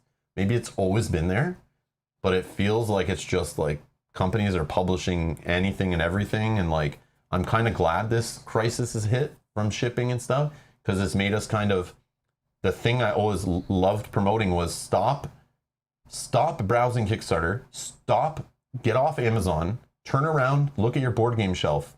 There's games you already bought, games you backed, games you've played before that need another play. That new player to your group, they want to play those games with you and you don't even know it yet. Bring out that old game. It's still just as good most of the time. Still fun. You don't need another game, which is, the hobby would still survive in that case. But yeah, I just find it's all about just collecting and buying and filling up your house with games, and not so much about playing, is the majority of what I see and what I feel. And that's kind of soured me a bit on the hobby as a whole. It's kind of like embarrassing. I want to get behind, I want to change it. I want to focus more. And I've always been this way. My channel's always been about getting a game and playing it and enjoying it, and play what you're enjoying and play it more than needed. So I've always gone against the grain of the regular YouTube channel and Twitch channel formula, or marketing formula of getting a game, playing it once, playing half a scenario, playing not even a full scenario, just playing one video, move on, next game, churn, you know, buy, new game, buy, you know, like, oh, who cares about the game I streamed yesterday? New game, buy this game is better. You know, this game's amazing, you should own this game. I recommend this, I recommend that. I never wanted to be that way. I wanted to find gems, or I wanted to find games that even everyone knows about. And I just want to play these amazing games and show them to people and have fun playing with people, either commenting or watching live and hanging out.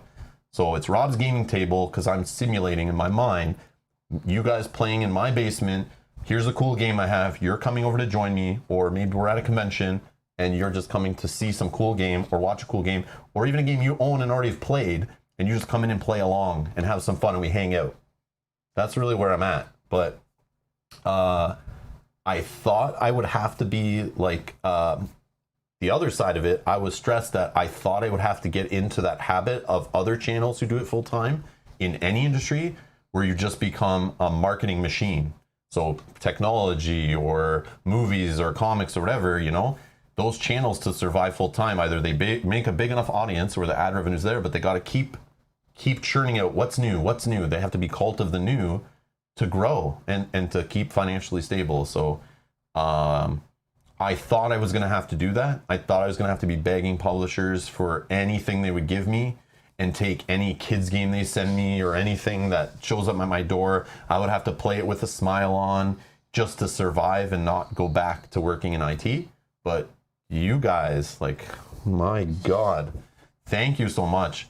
The support from like our Patrons and YouTube members, in addition to like ad revenue from YouTube and stuff and the channel growing, has just allowed me not to do that. So my dream, quote unquote dream, was also kind of a nightmare of leaving that, and I thought that's what I would have to go into to survive, and then I thought I wouldn't want to do that and I would fail and go back to IT. So it's kind of weird. So when you say dream, it was kind of a nightmare also. Like I wanted to do it, but I was scared at the unknown and what could have happened. But the fact that it didn't, so my attitude and feeling changed in like more from a negative to a positive, but then my towards gaming changed from like more excited about the industry to like kind of like disappointed in the trajectory of the industry. Like just the whole Kickstarter of, you know, basically the crowdfunding driving everything. I love crowdfunding. The fact that it's brought me some of these most amazing games I never would have played if crowdfunding didn't exist. But then there's a big side of crowdfunding that's kind of like embarrassing to the hobby, and this whole idea of just put more junk in a box, get it on my shelf, and let me buy another box of junk before ever even opening that one. And I need another box of junk. And it's just that idea, that addiction of waiting for mail to show up or something. I don't know what it is, but that has disappointed me on where it's kind of gone. So, but yeah, I don't know. Hopefully that answers that and kind of gives you like where my thoughts are at, but so yeah. But I guess overall, you're still enjoying what you're doing? I'm enjoying the streaming and playing and hanging out with the chat has become way more amazing than I ever thought it would be. Because remember, at the time when I was doing this, it was like more recorded videos. The live streaming was like a thing I loved that I had been trying and dabbling in since like 2013. I think we were doing our first live streams in board gaming, and we had like no viewers. And then I stepped away from it. Then as live streaming got better and caught up to like recorded video quality and stuff like that, it just having a couple people here was like, I felt very blessed. But to dive in full and do like streams where I never was streaming before and people were showing up and the community just grew, and this Discord of people and the people that support the channel in general and hang out in chats all day, even those that don't donate, just those who show up and hang out and have fun in the chat. Like, I didn't picture that as being part of it. I was scared that that wouldn't happen, and I would just turn into like pre-recorded videos of marketing material, like not playing the game to love playing it, to play junk to just play it and make marketing videos. Like, I don't do that, and I love not having to do that. I still do that ish for companies. Like, yeah, they'll send me a game, but I have to like that game, want to play that game, and approve that game to be on my channel. I say no, like, still every day. Every day, man. I have to delete emails that are just like, I don't know if this is spam or this company is for real, but I can't find anything about them, but they're supposed to be making a board game. Sorry guys, like I can't just blindly support this stuff, but yeah. So that's where hopefully I answered that question, but I think so. That's my ramble, I guess. I don't know if that answers. That's a great question though. Yeah, that's great. That's something I ask all the time. Like, do I still want to be doing this? Does it still great? And yes, I still want to be doing it. Yes, it's still great. Yes, I'm still excited. I do need to take like a week off at some point. That I have to do, unfortunately. Yeah. And then I feel like that'll help ignite a little fire under my butt. Because that used to do that for work too. So. Because I think that's hard, right, for you? Yeah. Like, yeah, trying to. Because whenever I've not had a stream scheduled, somebody will message me, and Kanjay will do it too. Rob, what live stream? I know why he's asking, but some other people do it too, where they're like, if I don't have a live stream scheduled, I instantly start getting messages, Facebook messages, emails, where like, where's your next live stream? And it's like that pressure, even if it's just one person that asks, I put a pressure on myself, like, oh, I don't have a live stream scheduled. Oh, I can't just relax. I got to figure out what I'm playing next. I got to get it there. So yeah, but at one point I got to take a week off soon and literally be like, all right, guys, I'm like checking out and just not streaming. And I'll probably still in the background be playing a game, figuring out what streams to do, working on thumbnails and streaming tech and all this stuff. But yeah. Yeah. Just nothing to stress myself out. But it's harder when you don't have a allotted vacation, right? And you just tell your boss, you know. But I haven't taken off more than literally like half a day, I think. Like I always tell myself every week, one day where I don't do anything streaming related. But even on those days, I'm still researching the next camera, the next light, the next game. I'm dabbling around in whatever, trying to find something to improve the stream. Or learning games, reading a rule book, or playing games off stream, yelling at Mel, find someone to play this game with us. I want to play it. Like, ask your brother if he can play a board game with us this weekend. Come on, I need to learn this game. And there's always something. Yeah. My brain never stops thinking about the channel and the next stream. Like, it's hard to shut off. And even in the background, we're talking about ideas and things, right? Yeah. So. Every morning I wake up, I'm like, what's the stream tomorrow? What's the stream today? What's the stream this weekend? What are we playing tonight? What do we need to work on? What do I have to research still? Or is this Kickstarter ending? Or is this pre-order out yet? Did I order this one? Did I do this? Is this coming? When's this one show up? It's like a lot. It's a lot. And I sound like I might be complaining, but it's just, this is the kind of stuff that goes on in my head. I'm trying to be open and honest.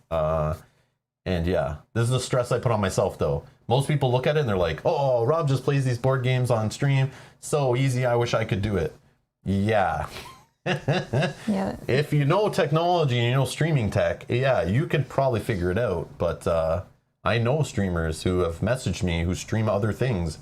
And they're like, how did you do this? And I'm like, I watch your stream, it's great quality. Like, what are you talking about? But the streaming board games is a whole different world, which I learned. I streamed video games first, and then I tried it for board gaming. Was like, wow, there's a whole thousands of dollars of extra equipment that if you want to do a high quality board game stream over just sharing your monitor, like nowadays anyone can start a Zoom call and you're literally doing a live stream. That's so true. That's better quality than what I could come out with 10 years ago. And you don't need anything for it. Like you literally, your webcam built in your laptop probably looks better than the camera I used back in like 2010. Or 2008, I think was the first year I was like trying out streaming on, I think it was 2008, on Justin.tv or whatever, streaming some old games. Maybe it was later than that. Maybe it was like 2009. But that was my first dabbling with streaming, real streaming video games and stuff. But before it became Twitch.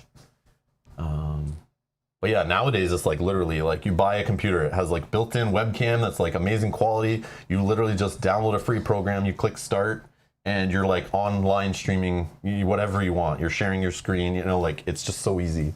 But yeah, streaming board games is not as easy. Digital ones are not as bad. But yeah, so there's a lot that I do off camera I don't want to complain about or, you know, feel like, oh my God, like I still appreciate that I get to do it for sure. More than what I was doing before. The fact that I'm not in my car every morning wanting to kill myself, driving for an hour and a half to work in traffic, not moving on a highway that has a speed limit of such and such, but I'm going at like 0. Feel like I'm going backwards every morning, and then on the way home, it's like an hour and a half before I can get home. Unless there's an accident, then it's like 2.5 hours. But on a weekend, I can drive to work in 20 minutes. Like this drives me nuts. The fact that I don't have to do that anymore, I like. You guys are amazing that I don't have to do that anymore. So yeah, I'm very grateful. Very, very grateful. There's lots of nice comments also in the chat saying like take a week and you deserve it and you know all of that. I'm trying not to read the good stuff because I'm hard on myself sometimes. Kind words, I appreciate them. They warm my heart, but I'm not good at taking what do you call that? Like accepting positive feedback. It's like I feel like it's expected. Like I'm doing what's expected. I don't need to be told like, "Great job, Rob." It's like, no, I know. I'm supposed to do this. It's like I'm not going above and beyond. I feel like there's always something better I need to be achieving. So it's like I haven't reached that yet. I don't know if I'll ever reach it. But yeah, always trying to improve at everything you do. That's my life motto. Mm-hmm. Have you decided this one? Okay. Orbit says, "Have you decided on when you're going to play Lord of the Rings: Journey to Middle-earth with Kyle?" Whenever you want us to, Orbit. When are you available? No, I'm just joking. After Destinies. So we have 2 more to play in that game. Then, assuming nothing else changes, we're going to jump back into Lord of the Rings: Journey to Middle-earth with the Haunting of Dale. And depending if we have Spreading War already, we might mix in cards from that into the pool. and see if the app kind of pulls in from those. So it'll spice up the playthrough. So even if you've like played it already, The Haunting of Dale from last year, if you've played it already yourself or watched it played, the fact we're playing it late, thanks to COVID, and the fact we really wanted to wait to play with Kyle, we will mix in stuff from that new expansion if we get it before we start it, so that we might have different bad guys show up, different items to play with, weapons, and even heroes, which will hopefully make it a different viewing experience, which might entice some people to watch that maybe wouldn't have, like, I've already played Haunting of Dale, it's old news. Well, we're going to try to mix in some new stuff into it because we've never played it. Right. So that's our theory. So I would say it's like about a month out, probably. Yeah. And hopefully Spreading More shows up to us within that time. I have it pre-ordered and everything. Hopefully that comes out sooner than later. Yeah, hopefully that comes out sooner. Mel can paint some minis for it. We can take the items out of it and the bad guys out of it and mix them in with our set before we start Haunting of Dale, which is something that's like, we get to do that with Mage the Madness all the time because we have it all. We put it in, we play any scenario, and it will pull from everything, which is fun. There's just so much stuff, right? It's like mind-blowing, the variability there, right? Mm-hmm. But Lord of the Rings, when you're playing it as it releases, even the little tiny packs that come out, which should have been included, we don't get to even play with that stuff as we play. So I'm looking forward to kind of getting ahead in products and be behind in playthroughs so that we can experience all that stuff in there and see if they've even incorporated any of it or not. I'm excited to try, but yeah. So that's the plan. I'm looking forward to that. I love that game. Well, we're 100% playing it with him. Like, yeah, we've been talking about it. Yeah, we're just getting stuff out of the way to like get into that with him for sure. I think we just picked Destiny's 2 because it was only the 4 scenarios. Yeah. Just to kind of we wanted to play Destiny's with him too, but yeah, COVID again. Like we would have played Destiny's with him at that time when we were playing Destiny's, but you know, we were going to play Haunting of Dale last year at this time, but COVID and like restrictions and local lockdowns and stuff just wasn't. We had to wait, so it's fine.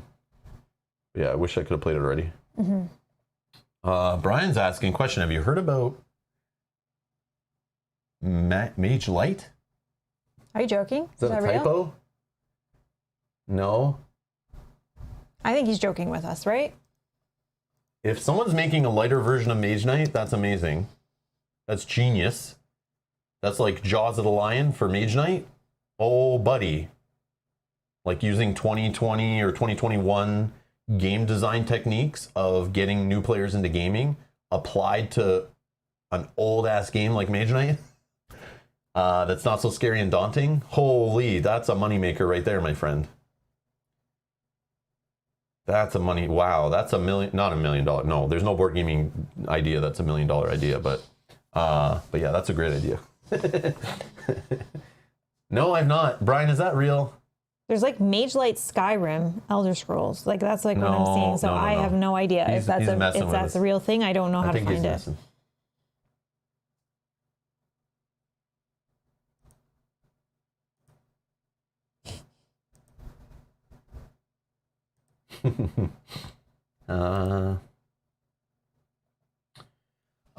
You lol too much.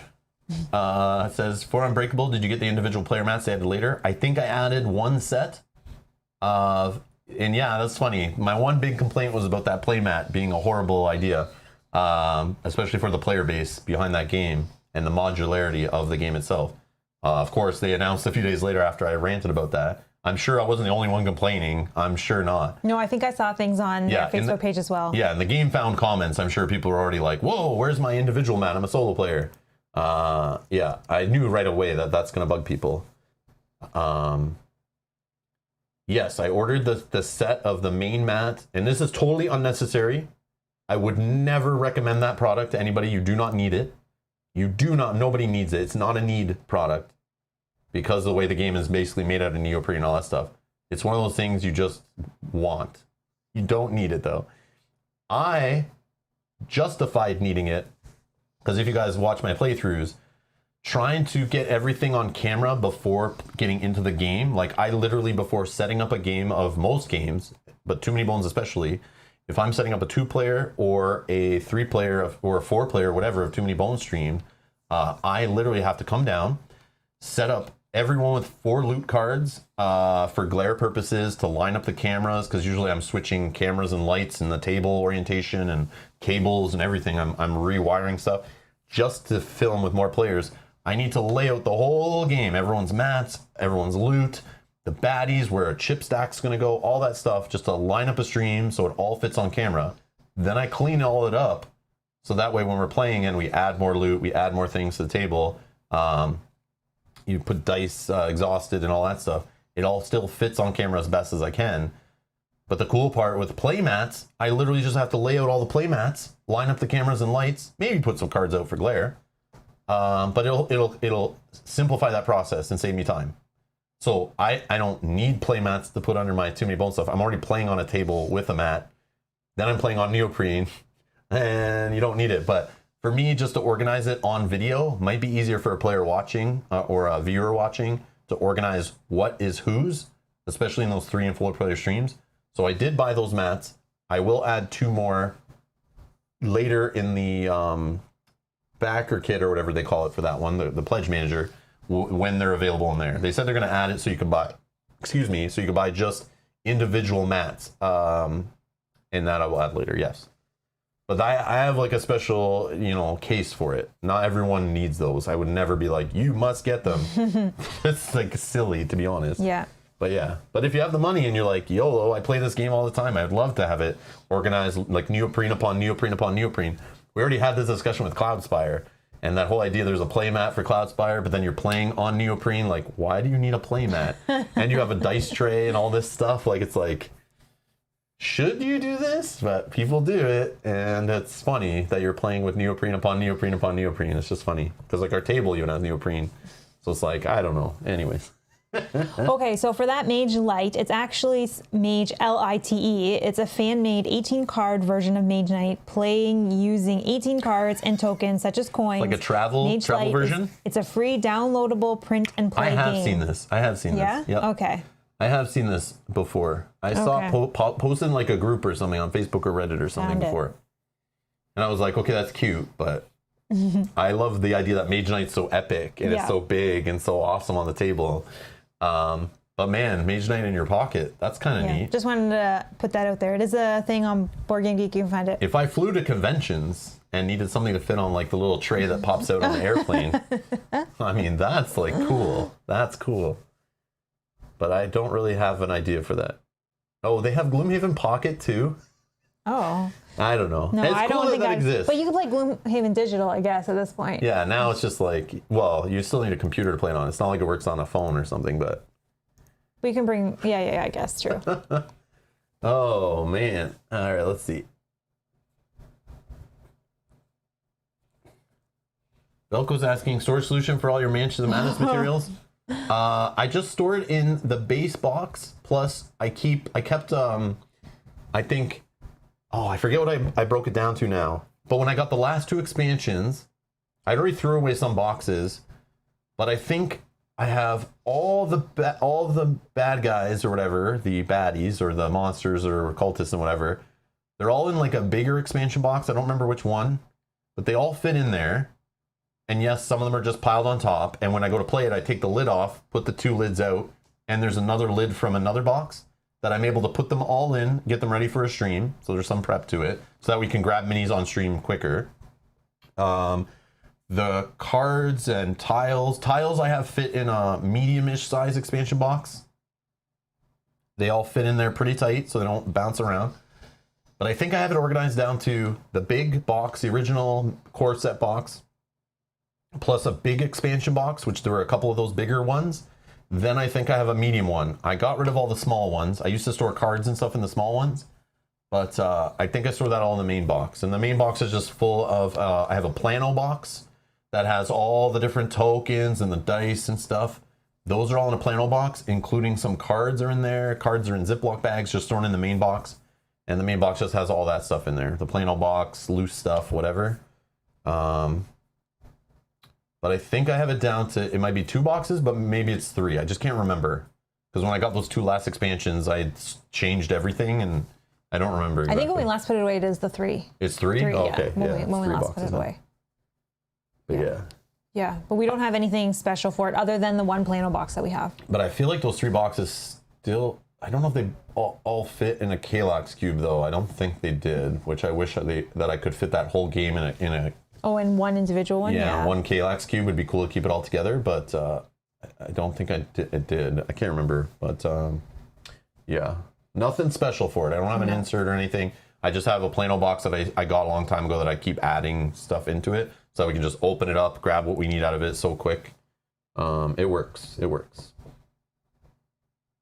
Well, you pick the next question. I'm just going to run to the washroom. Absolutely. All right. Let's see here. Sorry, guys. It's taking me a bit to catch up to some of the questions. I just going down the chat, like scrolling, but I see some of the later comments and stuff. The questions, I'm trying to not miss too many.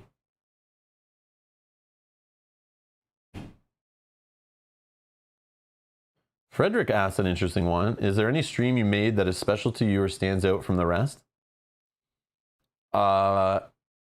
There's a couple that come to mind. The Star Wars Rebellion, War of the Ring, and the Too Many Bones, those 2 streams, where we played Too Many Bones for like 12 hours each day, 12-ish hours, thanks to power outage on the second day. And I would also say the 24-hour stream that disappeared because YouTube doesn't guarantee to save streams longer than 12 hours, which I didn't know at the time.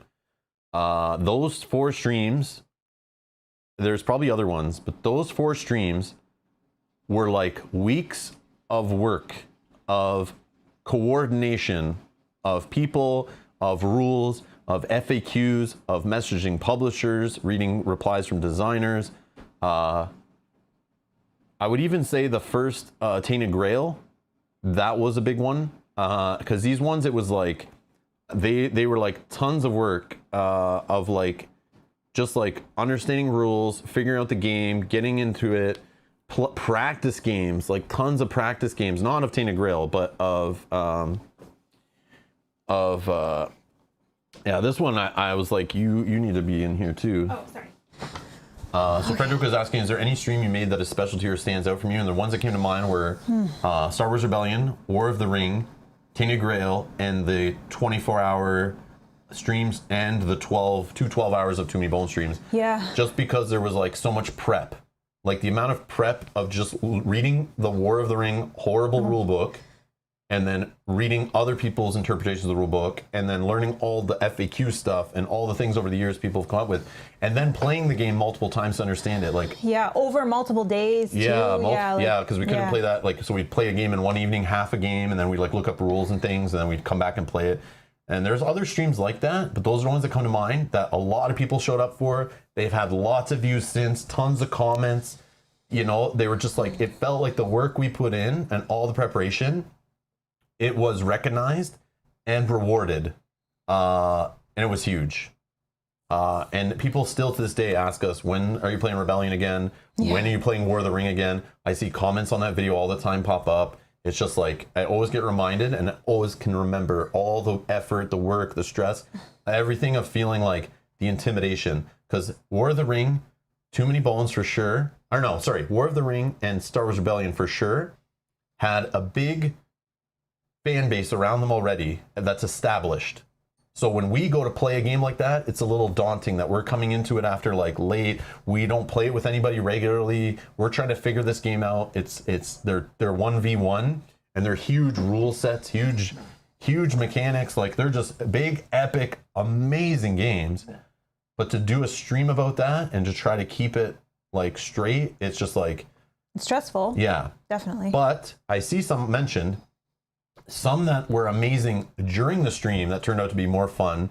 I see the one mentioned Hostage Negotiator. Oh, that was so fun. Where the chat was asking to be named all the hostages, and they were their lives were on the line. Yeah, that was so fun. That was so fun. That was fun. That one was that is the opposite. There was like some planning to that one, but the amazing part of that one came from the stream and like the fun and the interaction, like. Hilarious stuff. Yeah, and I know we already mentioned the 24-hour stream, but that Too Many Bones one. Yeah, the Too Many Bones one, and also we'll never forget the what's this, point salad? Point salad. The point salad is such a small little game, but that with the chat's involvement in puns and jokes, it was just so fun. Like it's something that I will never forget. I did mention that one and how YouTube didn't save streams for 12 hours or more, and we lost it. But I would have loved to cut out all those good playthroughs and those fun times into separate videos after, and everyone can watch them. But yeah, I didn't know to record big long streams like that locally. So the next time we do a 24-hour something that's longer than 12, I would definitely record it locally so that if YouTube doesn't save it, it's still there. But the too many bones, like the 2 12-hour streams, all that prep of going to people's houses, teaching them the game, figuring out who was playing what gear locks, who was playing which game mode, which campaigns, which scenarios, like what time we were playing everything at, who was coming over when, like changing cameras around and angles like on the fly and different scenes and like all the setup for that. To have that go was like crazy, but it was so fun to say I did it because it was so fun. Yeah. So fun. But they were so fun. That's what comes to mind for me, like selfishly, the ones that like I put a lot of work in and then a lot of people love them, watch them, and still love them to this day.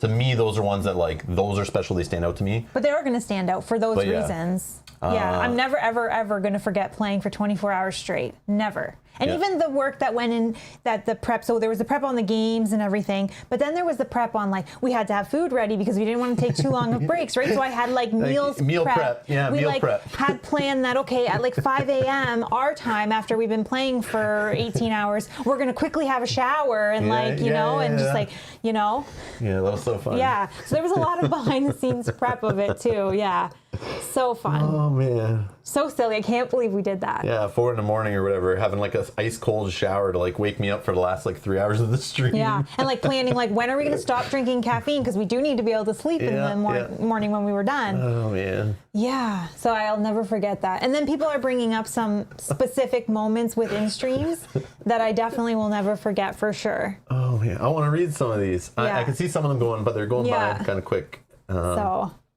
Let me scroll down here. And it was amazing. First of all, I just also want to say about the 24-hour stream, it was amazing that people stayed up or watched with us for 24 hours. Like people that were there at the beginning were there to the end.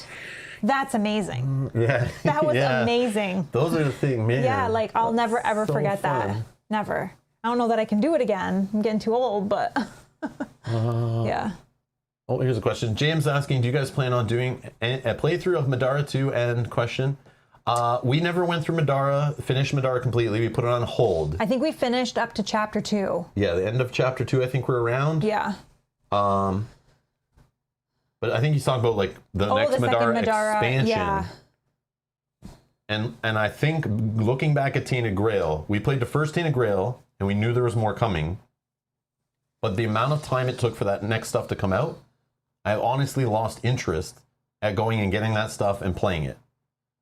Do I want to play it? Yes, absolutely I do. Do I want to like spend the time in the stream and setting all that stuff up to play it? Do I think people will come and watch? Not many, no. So I think I'll just leave it as we played through Tainted Grail completely. The first game, the game everyone was hyped about. The game not many people talk about anymore because like sometimes there's games that just get hyped up and then they deliver and people are like, oh, it's just another game. Cool. Next. Squirrel. Next Kickstarter. Where's the next amazing game coming from? So yeah, I love Tainted Grail. I definitely would love to replay Tainted Grail. I do want to play that again. Even just the first Tainted Grail. I would be interested to play it again too because I don't remember everything. Yeah, but just play with different characters and make different choices and go like a different path in it. Like it's so fun right now playing Gloomhaven Digital and you guys making choices for me to go to these bad paths and bad scenarios that we didn't do in our first playthrough of the physical game. And seeing that whole other side of it is kind of cool. Mm-hmm. So it makes me think of Tainted Grail that way. But Medara, we played through the first 2, and then we just were like kind of like wanted to play other games and put it on hold. And it was hard at the time playing Descent and Medara at the same time, and the other games we were trying to learn and stuff. It was getting kind of like a little too much, like too many heavy games at the same time, too many campaigns to manage at the same time. I was starting to forget what was going on this one, what was going on that one. But doesn't mean we won't go back to it in the future. There's a high chance we won't, but there's still a chance we would. Will I ever play Medara, the second chapter expansion and the third or whatever they're called? Probably never, no. The system is cool, the game is cool, but there are other games Like Tina Grail, for example, I'd much rather would play the expansions for and get back into that world and stuff and continue. But Medara is not up there. And until I go and play some of those other games further, like we were talking about Forgotten Circles for Gloomhaven. Oh, yeah. I haven't even played that. And I would much rather play more of Gloomhaven than I would play of Medara, and that I would even play of Tina Grail. And the fact that I haven't even played Forgotten Circles, like, I have a priority list, right? If I'm not doing it in one game I love more, why would I do it in another? I gotta be realistic with myself, you know? Like, I'm all about playing games and diving deep and getting into these worlds and experience them all the way through. But it's gone to the point, even doing this full time, it's not truly, with Mel not doing it full time also, and not wanting to play these games with other people. Yeah. There's just not enough time, and too many of these legacy, deep lifestyle type games, I can't do it anymore. I have to keep it to like 1 or 2 lifestyle games at a time, and put the other ones on the shelf. And maybe they come back, maybe they don't. I have to be realistic. But it's hard to keep up with all these games, and I just want to dabble in them, I guess. And that's the way it is. So being realistic, if I can't even complete the first Medara box, I wouldn't even think about getting more Medara, to be honest. And there's talk online how you can replay Medara, and it's amazingly replayable. Yeah, people they mentioned in our comments and chat that, yeah. I know Kevin was here for the first little bit, and he was saying he played like the first chapter like 12 times, trying different party compositions and min-maxing and all this crazy stuff, and still was loving it. Yeah, crazy. So yeah, I don't know. I don't, yeah. It was a very good game. I really enjoyed the game. Cool. And I would be curious to see where it goes. But I agree with what you're saying. Yeah. But it's the issue of, it's like a game that you need to dedicate like a year to. And I only have so many games and so much time that I can dedicate that much time to a single game. So like before, I love touting, like we play all the games till the end. I have to start realizing like there's too many games. And if I want to play all these games and have some fun in all these different games and try them out, I can't play them all to the end, as I'll just miss out on other games. So it's like, I just have to make the choice. Also, what helps drive that is the viewership. So Medara viewership was dropping heavily. And I think part of that was Medara is not as popular as other games, and other games keep coming out and distracting people, and other streams are doing, or other streams other people are doing, or people just spend their time doing other things. That us playing later chapters in Medara is not what people want to watch. A, because they've never done it, and they don't want spoilers, and it's just full of spoilers, and I can totally understand that. So we may get to it later. We'll see how the videos look in a few months. We go back, and if there's a bunch of people watching through it and get to that point, and the videos keep getting watched like our Gloomhaven did, we would go back. And we did that for Gloomhaven, where we're kind of like, let's put it on hold for a bit. And then we look back and we're like, man, people are watching it all the way through, a whole bunch of them. Well, let's make some more for them to keep watching then, you know? Because I understand not everyone can watch it at the time, but there's a large group that watch our channel and kind of like Netflix and chill and binge it kind of idea over amount of time. So I love seeing those comments where it's like, in Gloomhaven episode 40, whatever, people are like, I just finished watching this whole thing. It's so amazing. I can't believe you guys played so much of this. What's next? I can't wait to jump into your next playlist of hundreds of hours of something. And that's kind of fun and motivating. But I don't know. That's crazy to think about it though, too, eh? But I've done it too. I've watched other people's playthroughs like all the way through. And that's what I love that. And I love the whole Netflix idea of watching a show and just watching it go and go and go. And like, you know, you get into this world and this story and these characters and all this kind of stuff. It's fun. But yeah. But I can't do it with everything. And I have to go with also what you guys want to watch. So I see the comments and I see the people disappear when I'm streaming a long story campaign game, and I look up at the stream and there's some people I recognize. There's some new people. It's great. But then I notice there's like a whole bunch of people that haven't shown up to streams because I'm like, oh, wait, they don't play this game, or they play this game and they haven't got this far. So they can't even watch and hang out with us. Well, maybe I'll just play something else, and then maybe they'll come and watch and play and hang out again. Like, that's just also a factor that I think about, right? And it's like, so yeah, so we'll see. I think too, when we hit chapter 2 of Medara, it really dropped off at that point, right? Chapter 1, I feel like a lot of people were watching because maybe they had played through chapter 1. But once we hit chapter 2, people were like, oh, spoilers, I'm out of here. I think so, maybe. Yeah, that's what it felt like, yeah maybe. But. Or just the Medara hit, people are getting it, people are excited. And what happens with all these crowdfunding in the industry, part of what I was talking about before, is there's just too much stuff always coming and releasing and promoting on Kickstarter, and look at this and back this and play this and watch this and all that. And that it's like, yeah, some games just get forgotten and people just move on and they're cool at the time. And then all of a sudden people are like, oh, and that's what I fear. So like with Frosthaven coming, people will be excited about Frosthaven, but will they be excited more than like a month before they're like on to some other game and nobody cares? That's true.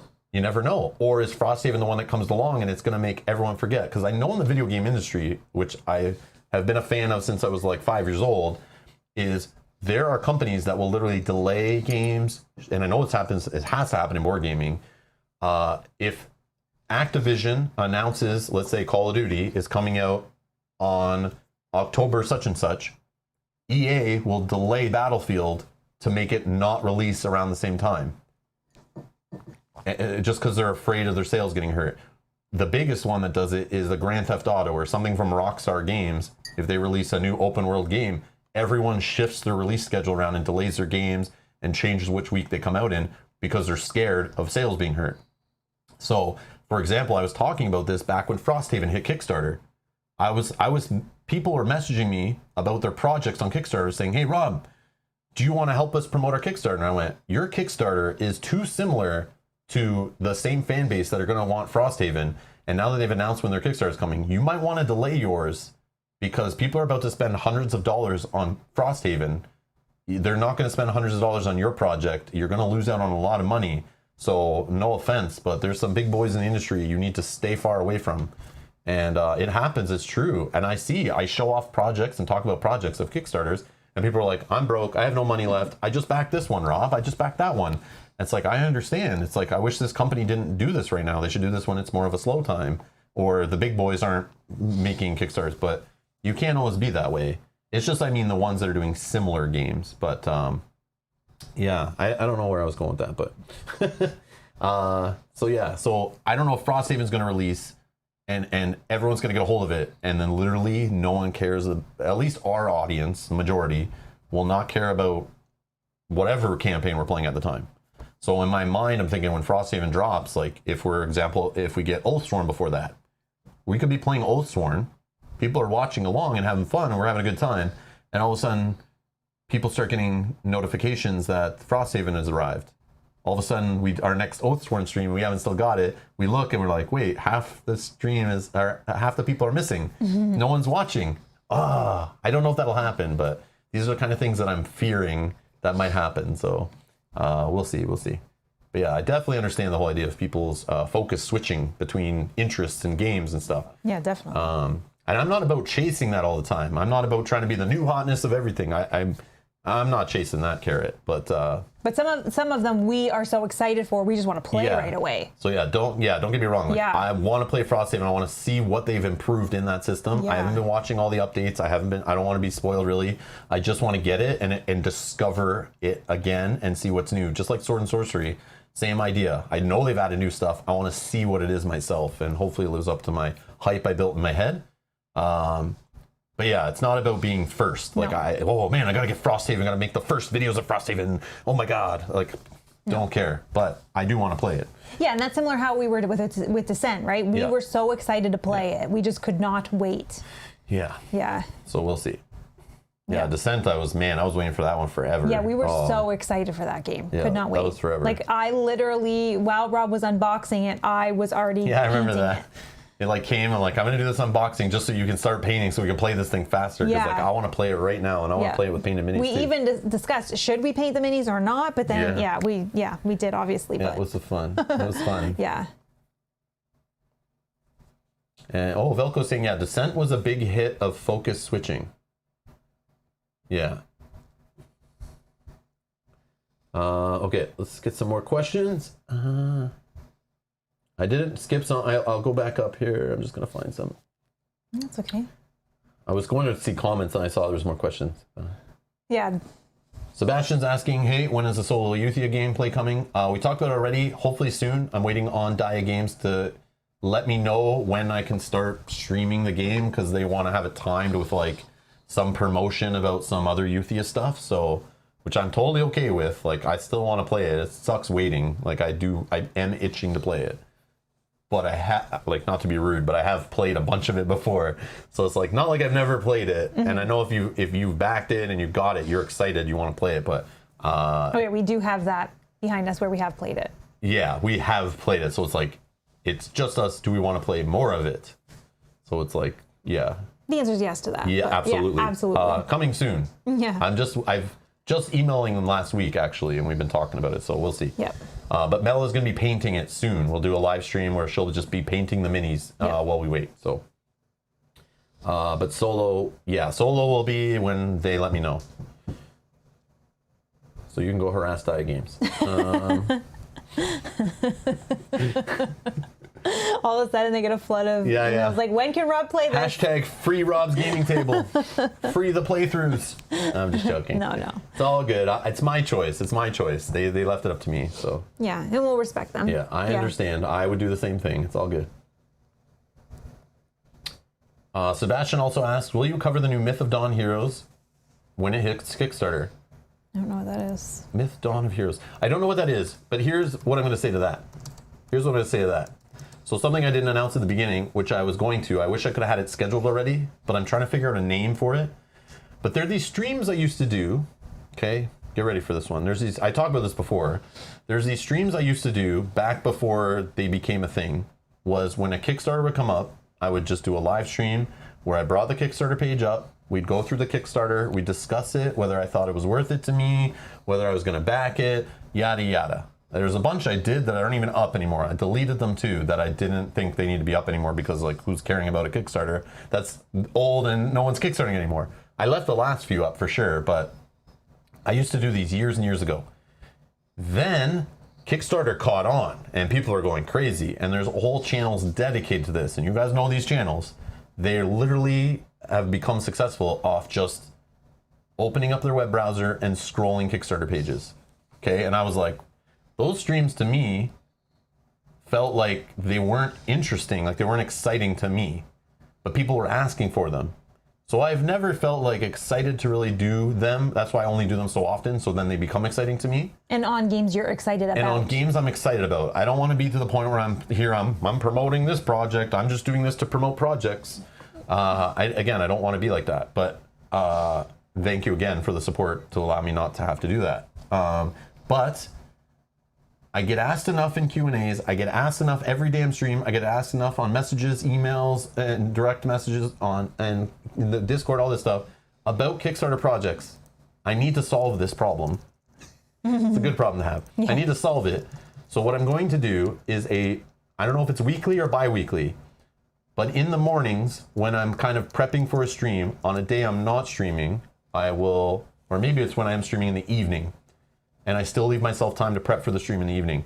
I will stream in the morning, probably, a stream where it's more casual, where I don't have to prep for it as much on the same day, so I can prep in advance, so I can't be streaming the night before because I need to switch stuff around. But just a chill stream that doesn't involve much effort, which those kind of streams do not involve effort, of just sitting at my desk, sharing my monitor, and sharing my web browser, just like those other ones I've been doing for years, but do a more regular one where it's like it's going to be a mix of this Q&A kind of thing mixed with me going through crowdfunding projects. And I know there's tons of sources of that on the internet. You can go watch, every channel does this, where they look at Kickstarters coming up and get all excited about the next. I've never been really hyped about most of the next. But what I need is a place, so right now Sebastian is doing this, which is great and it's fine. But the problem, I feel bad on my end because he's asking, will you cover this thing I've never heard of? And I don't want to stop in the Q&A and start looking up this right now. But I need a place to do that because we note these things. I look at them later. Then I get confused and I forget which thing I looked up, what game was that, and I forget to answer. So I would not be able to answer Sebastian now, but I would love to answer him and know what this is and give him my thoughts on it. So what I will do is start a new stream where it's like weekly or bi-weekly, where I literally just go live for a couple hours, we hang out, we chat about whatever, and we look up these things, and we watch trailers, and we read videos, and I'll go through stuff, and we'll figure things out. This will help me organize myself a little more, because there's always projects, and I miss some projects I forget about their end dates, and I miss them, like it's true. Yeah. But if I'm doing this every week and meeting with you guys, and I have a spreadsheet going or something where I'm keeping track of this, and you guys will know what I'm backing, what's coming to the channel. We can look things up. We can discuss. It'll just be a good forum where everyone can come every week if you want, and we can kind of discuss things. And then we can look at Kickstarter updates for games that I backed, what's showing up, like what's the latest. So then when you guys ask like, oh, Rob, what's the deal with Seven Citadel? I go, oh, let's go look at their latest update. And we can just look at it. Yeah, Brian, that's it. I was like trying to figure out a name for it. And that's the only reason I didn't schedule the stream yet for next week. Because I can't figure out a name to like inspire me for the thumbnails and stuff. Well, I'm noting these down, and you can take it. So if anyone has, yeah, I was gonna ask at the beginning. I was gonna ask at the beginning of the stream. I was like, you know what? I'll ask on the Q&A. But I was thinking like Rob's Coffee and Crowdfunding, or Rob's Coffee Talk, or Chill and Chat with Rob. Like those are all cheesy names, but I don't want it to be so focused that I feel like I have to do the same thing every week, and it becomes repetitive and boring and uninspiring to me, like, and I'm not motivated for it. But it would help me organize and help me keep up on the Kickstarters. So it's not about like showing you guys all the Kickstarters, but like I will show you guys some that I found that I'm interested in. You guys will show me ones I'm not sure about. We can go look into them. I can note them down. I can research them right there. And it's just casual, not like stressful, not like, yeah, it's just like organized on the stream. I don't know. It's weird. I'm still like kind of figuring it out, but Rob looks, yeah. Because people ask me all the time about these games. I feel so bad where I'm like, I can't answer you right now. Especially when they ask us in the middle of a stream. Yeah. Daniel says, Rob's, your Kickstarter sucks. No. Well, they won't all suck though, so that's tough. I don't want to look at every Kickstarter. It's not going to be like one of those like where I go through every crowdfunding project. I mean, maybe some weeks it is where it's like there's not much going on. But I want it to be more of like related to my channel, related to me, my own spin on it. Like, yeah, not just the regurgitating of everything that's out this week and what I think you should buy and what you shouldn't. No, I want it to be like an information gathering session. So some people who are like interested in a project can come. We can look at it. I can give you my thoughts, even though those shouldn't influence you at all. But I want to dig and look and see and be more into that side of things, because I try to avoid it because I only have so much budget for Kickstarter projects. So I can't back everything I want to. And so I'll make those decisions. And one thing I would think would be really fun is researching.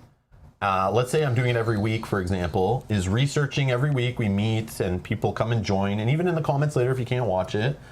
And we kind of track a Kickstarter that we're interested in and see what they're adding. And then like, by the end of it, if there's a couple projects I'm deciding on and I can only back one, I do a live poll and we vote. And I do a poll to the Patreons and I do a poll to the YouTube members. And everyone can kind of get involved and decide, do I back this or do I back that? And that would be so fun. Like, I think so fun, where it's like, I only have this much money this month to spend on Kickstarters in the budget. So, or game founds or crowdfunding projects, whatever you want to call it. So that would be fun to eventually do. These are the kind of things I'm kind of like brainstorming on, like what I'd like to do with that time slot, but yeah. But I don't want it to always be just dedicated on crowdfunding. It could also be just to answer questions, Q&A stuff that people think of at the time, and not have to wait for a monthly or bi-monthly or quarterly Q&A or yearly Q&A whenever we do these very unscheduled kind of things, or non-consistently. Non-consistent, yeah. Yeah, it's not like it's like the first Monday of every month or something, yeah. But it bugs me when Sebastian asks this question, I just can't answer it, I don't know it right now. And like, when will I be able to answer Sebastian? Will he be here the next time I'm talking about it on a stream? Probably not. Maybe I'm talking about the end of a Arkham Horror stream or something, somebody brings it up and I have some time to talk. Like, I'd rather a place where I can direct people to. So if somebody comes in the middle of a stream, which happens all the time, and says, Rob, what about this game? This game's on Kickstarter. I need your thoughts now. I need to back it right now. It ends in an hour. I can go, sorry, I will talk about that with you later. And there's always late pledges. But yeah, we'll talk about it on this day every week or every bi-weekly where we just chat about that. So I need to organize myself and kind of do that. So yeah. Rob's speakeasy. Well, I am noting these down. We can workshop something. Unfortunately, that's what I've been doing. Bad.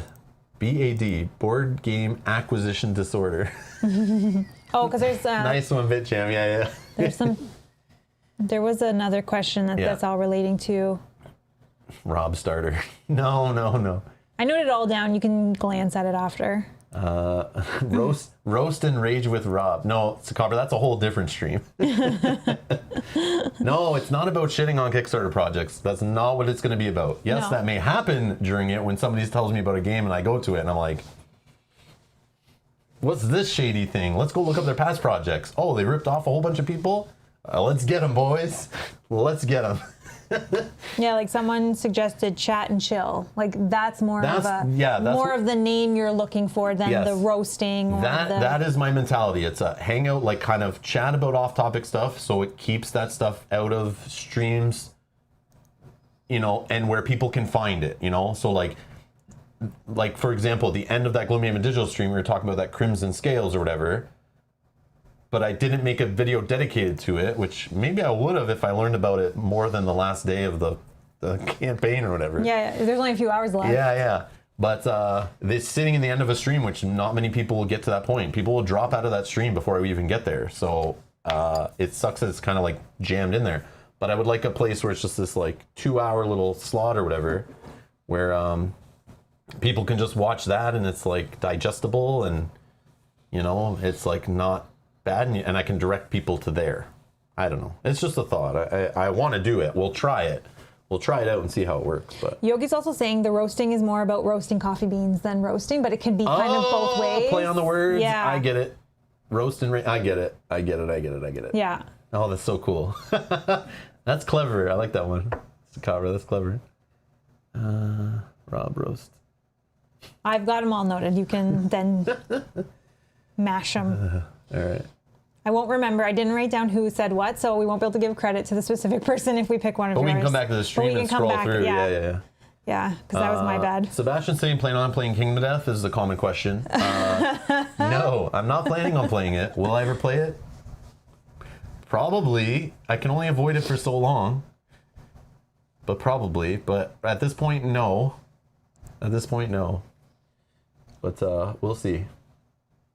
Can you do me a favor? Can you just scroll down on the screen one that I can see? Oh, yes. Yes. No, that's okay. Just because I try to... Gotcha. Awesome, thank you. Death Trooper's asking, will you ever play Oath by Leader Games? I had it on my pre-order wish list with my local game store. But since it released, and reading a few people's, like regular Joe Blow's comments on it in forums and stuff, when people are talking about it, I'm not interested in it for that price point anymore. I'd rather buy some other games and other expansions and stuff. So I actually removed it from my wish list. So at this point, I have no desire to ever play it. Don't care. Yeah. It just doesn't seem like it hit. I don't know. I mean, it might have its huge fan base. Maybe it seems huge, but I just feel like the hype is not there, and I don't feel like experimenting on it. But yeah, that's just me. Reese on the couch with Rob. That's a different stream. On the couch. That's kind of funny, actually. I guess if you were not sitting at your computer desk and you were like sitting back on the couch. Interesting. Oh, man. I mean, but it would be fitting with the funny comments from the channel, yeah.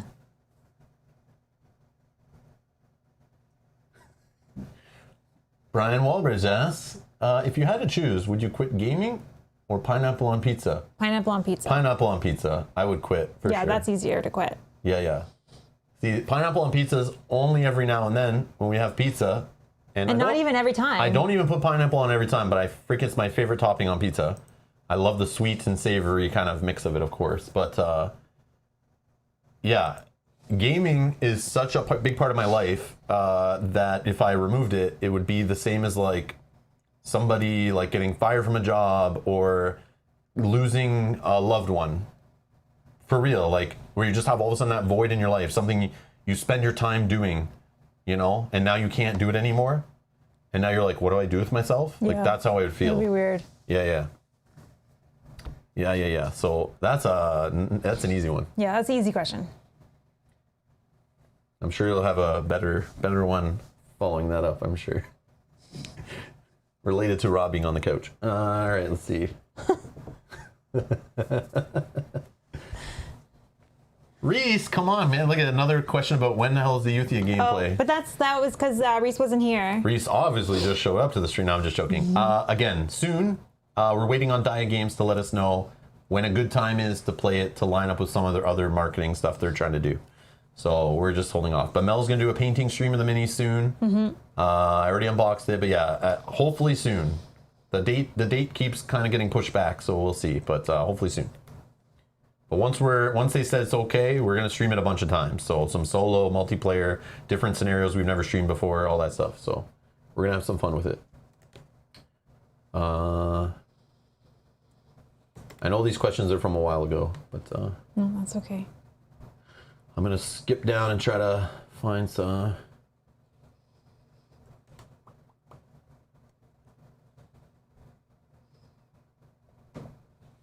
So Selt saying, how do you, this is related to other stuff, was how do you establish a game/life balance, which is like a work-life balance, really? Yeah. Sounds like gaming and streaming are more consuming than work. This comes with anyone who does something passionate, right? So there was a time where like I was so excited about like what I did for work that I would spend time after work trying to get better at what I was doing for work. And there was a time where I just learned that you can get work to pay for you time and the effort to learn these things during work time, if you're smart about it and don't get screwed over. So I would kind of try, the whole work-life balance thing was something I learned at one of the companies I worked for. They were very strong on it until they got purchased by another company, where like you would get in trouble if you were at your desk past 5 o'clock kind of stuff. And they would kick you out, shut off your computer and stuff like that. And they respected time off and all that kind of stuff, and notice for booking time off, you didn't really need it, all these kind of things. They respected when you said you were sick, they don't ask questions, those kind of things. Work-life balance is huge, and it's something I defended. I used to get to the point, very bitter about it, where I would honestly fight back with employers and managers and stuff. If I even saw them crossing that line with another employee, I would chime in and be like, about it. It very, very much bugged me. Because work-life balance is huge. But anyone that works for themselves, this is something I learned, and I learned about it before even doing it. When you start working for yourself or doing something where your hobby/passion becomes your job/career, you start to not care. When you're actually working, doing something you love, you stop caring about and getting stressed about the work-life balance as much, because you not so much need the life balance to help you get over the work part of the balance. There is still a balance to it, of course, where, yes, that's why I'm talking about I need that week off, because I feel like, yeah, I just need to like recharge my batteries, reset a little bit. Just because lately I think we've been streaming like a lot of days in a row. And and we've streamed probably every weekend since COVID started, it feels like. So yeah, we'll see. Yeah, we'll see. But right now it's like the time when so many new things are coming out. Like I want to play. And it's that time of year where the weather outside is like, I want to play, which playing means I want to stream. And then streaming means I got to work for those streams. But yeah. It is hard though. It is hard. But again, like it's not, I don't feel like you got to understand the work side of it. Even when I was working from home, it's not the same. Like I'm not on calls with clients. I'm not trying to get projects done in an unrealistic timeline and stuff like that. Like, I kind of do it at my own pace. I put timelines on myself. I put pressure on myself with certain things, but I got to learn to back off on that a bit. But just establishing a balance is like, I literally sit down in the week and I kind of plan on my week how I feel I want to plan it out, which is kind of neat. So that's how I kind of balance it. Like, if I feel like, do I want to stream on Wednesday? I can make that choice. And it's like, what am I streaming? Does it need to be streamed on this day? How many days of prep do I need? I can kind of make that call, which is neat. So instead of me being a project manager for like my company, I'm now a project manager myself, except for I don't have investors or managers or customers on the other end. I have you guys, but you guys are a lot cooler than all those people were. So yeah, so that's just how it works. I don't know. Yeah, and if we have something going on, we can stream around it. Like we can schedule our streams around when that thing's happening. And it is more consuming than work, but it is work. It's just, and this applies to anything where the work becomes something you hate doing to something you want to do. Okay? Like when you're in school and you're trying to decide your career and what to go to university or college for, and it's like, oh, I have this, this, or this, or this to choose from. I got to pick an industry and go in it. All those options, maybe none of them are the one that's right for you, but you got to pick something. At least that's how I felt in life. And so I picked one that was more interesting to me. And I did love it to a degree. Still interested me, obviously, the fact that I'm streaming, which is heavily technical. But yeah, I don't know. It became from like all the stresses and stuff I hated about work are pretty much gone doing this. So it's still work, but like it's not as like the balance, like where work was down here and trying to balance life to make that tolerable. It's like, well, now, you know, this is more tolerable. So do I need the escapes as much? We also play a lot of games together, right? So that is a lot of time spent together. It's not like I'm at work missing my family as much. Like, yeah, I'm not seeing my daughter right now, but like I'll see her the minute we're done. I see her the minute before I start, which is nice. Which I had from working from home was a thing too, but yeah, I definitely can spend more time with my daughter, which is cool, which is neat. So yeah, it's there. I don't know. I feel like it's way better balanced, but it's like the other side of the scale is not as heavy. I don't know. I don't know if that makes sense, but I do need to organize myself better for sure. There's still improvement for sure. Still improvement.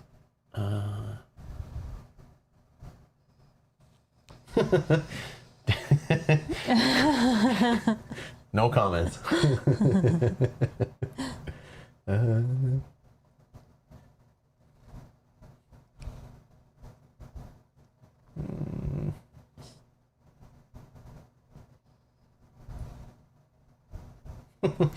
Yogi's a troll. Yogi's a troll. Oh man.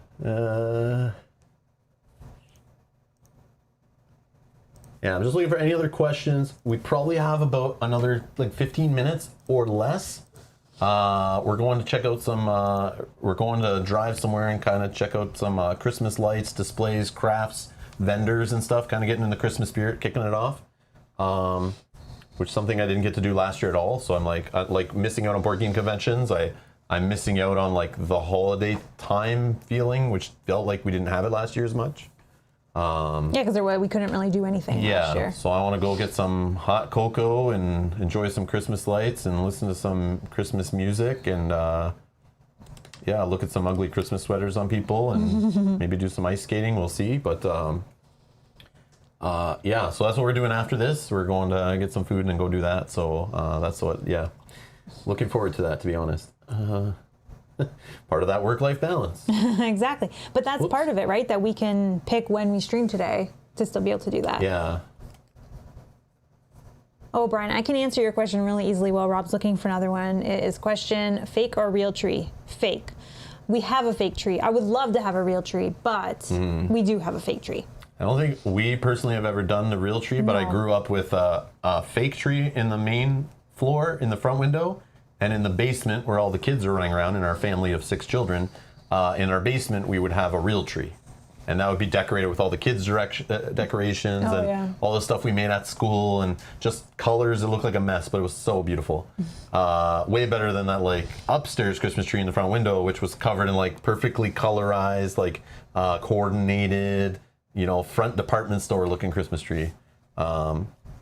But no, we just have like a fake one. We have a fake one, but I love it. It's got like the white fake snow all over it. Yeah. Yeah, but I've been through the real tree cleanup and all that stuff. And like watering it throughout the, Yeah. So we just have a fake one, and maybe I can put a picture in the Discord of it. And I do, we have the little stick things that like make it smell like a pine tree, so it smells kind of like you have a real tree in your house, because I do miss that. I didn't put them in yet, but that is something, if you've never had a real tree, a real Christmas tree, just the smell of that in your house, like I think is the best part. So amazing.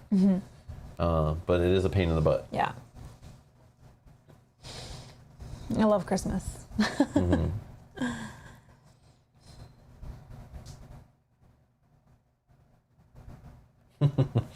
Brian, so these top 10, 20, or 100 lists. So Yeah, I was supposed to do some this year, and then I just wasn't motivated to do them because I would sit down, I'd look at the list and say, like, it hasn't changed much.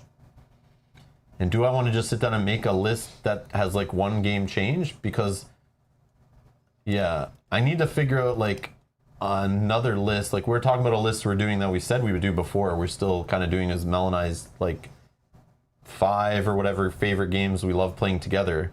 And we've sat down and started writing down notes of which games, why they are, why we like playing them together.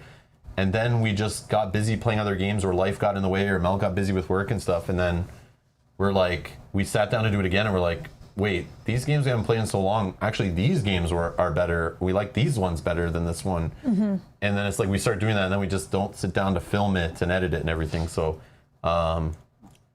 yeah, we're definitely going to do some more top lists in the future. I definitely am going to do that. But, yeah, it's like, yeah. I just don't know if yearly is, like, enough for me. Because I feel like I don't play enough solo games that would then get into my top list to change it. But games in general, there are some that would definitely have changed. But, yeah, I need to do some. I need to do some.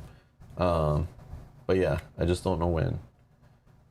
Again, got to get organized. That's okay. While you're looking, oh, sorry, go ahead. Go ahead. No, I was going to say, Reese is just asking what time is it for us with the time difference. It's 2:11 in the afternoon. 2:11 p.m. p.m., yeah. So after this, we're going to go, I got to go dig out my winter clothing because it's pretty cold out today. Yeah, it's also raining. The negatives. It's raining / snowing this evening. So I don't know what that will look like. So we got to figure that out and then eat. And then we're going to drive for like an hour and a half to get to where we're going. And hopefully we time it nice where it's like just getting dark, and then all the lights are going to kick on, and you know, the carolers and all that stuff. It's 5:11 in the morning for you. Oh my goodness, Reese. Yeah, 2:11 in the afternoon for us here. So yeah, hopefully. Oh, it's Monday. Yeah, it's still Sunday. Yeah. Oh yeah, you're in Australia, right? Yes. Oh, Mel's favorite game and favorite solo. What is Mel's favorite game and your favorite solo? I've never played solo, so that's probably for you, because I don't play any game solo ever. But my favorite game. Yeah, if we right now we're not going out after this, and we had to play a board game. Which game would you say we're gonna play right now? Whether I like it or not, and whether or not we need to, like, people are gonna watch it. If you were just like, could play anything you want, no cameras rolling, and have friends appear like this if you needed, for any player count, what would you pick? And I know you're not going to think of everything because there's a whole big list and you can't see them all right now. No, I know, you're right. So it's hard to remember them all. But what does come to mind? That's the question. This War of Mine comes to mind. This War of Mine, okay. Yeah. I love that game. I feel like there's so much more to explore in that game. So many expansions and missions, and I just love that game. So I think that would be what I would pick at the moment. Yeah. Yeah. And then I don't know if it's like my favorite solo game you're asking, Sean, but the last time I did a solo list, it was Mage Knight at the top, which probably would still be there. But if I were to pick a game right now to throw on the table and play, it would probably be Too Many Bones solo. Because I know I could get to the table and learn it and get back into it with less effort than I could with Mage Knight, relearning all the rules to it and getting it back to the table, because it's been so long playing both those games. But I definitely put more hours in on Too Many Bones, and I just know I could get it to the table with less time buried in rule books and videos and FAQs and all that stuff. But the experience of Mage Knight, the epicness behind it, the card play, the fantasy theming of it, like, solo, I just love it. It's so good. I love the puzzle. But yeah. But what's funny for me is that I'm not too picky. There's a few maybe things I don't love in games, but I'm not too picky. If Rob says, let's play this game, sure. Let's play this game? Yes. Let's play this game? Yes. Like, there's not really games that I'm like, no, I don't really want to play that game. But it's funny to see the chat saying This War of Mine or saying I knew it, and yeah. So I think you guys know that I think you've been asked that question in past Q&As too. Yeah, and it's still the same answer. I just love that game. We still haven't played it in a while. I know, and I do want to really bad.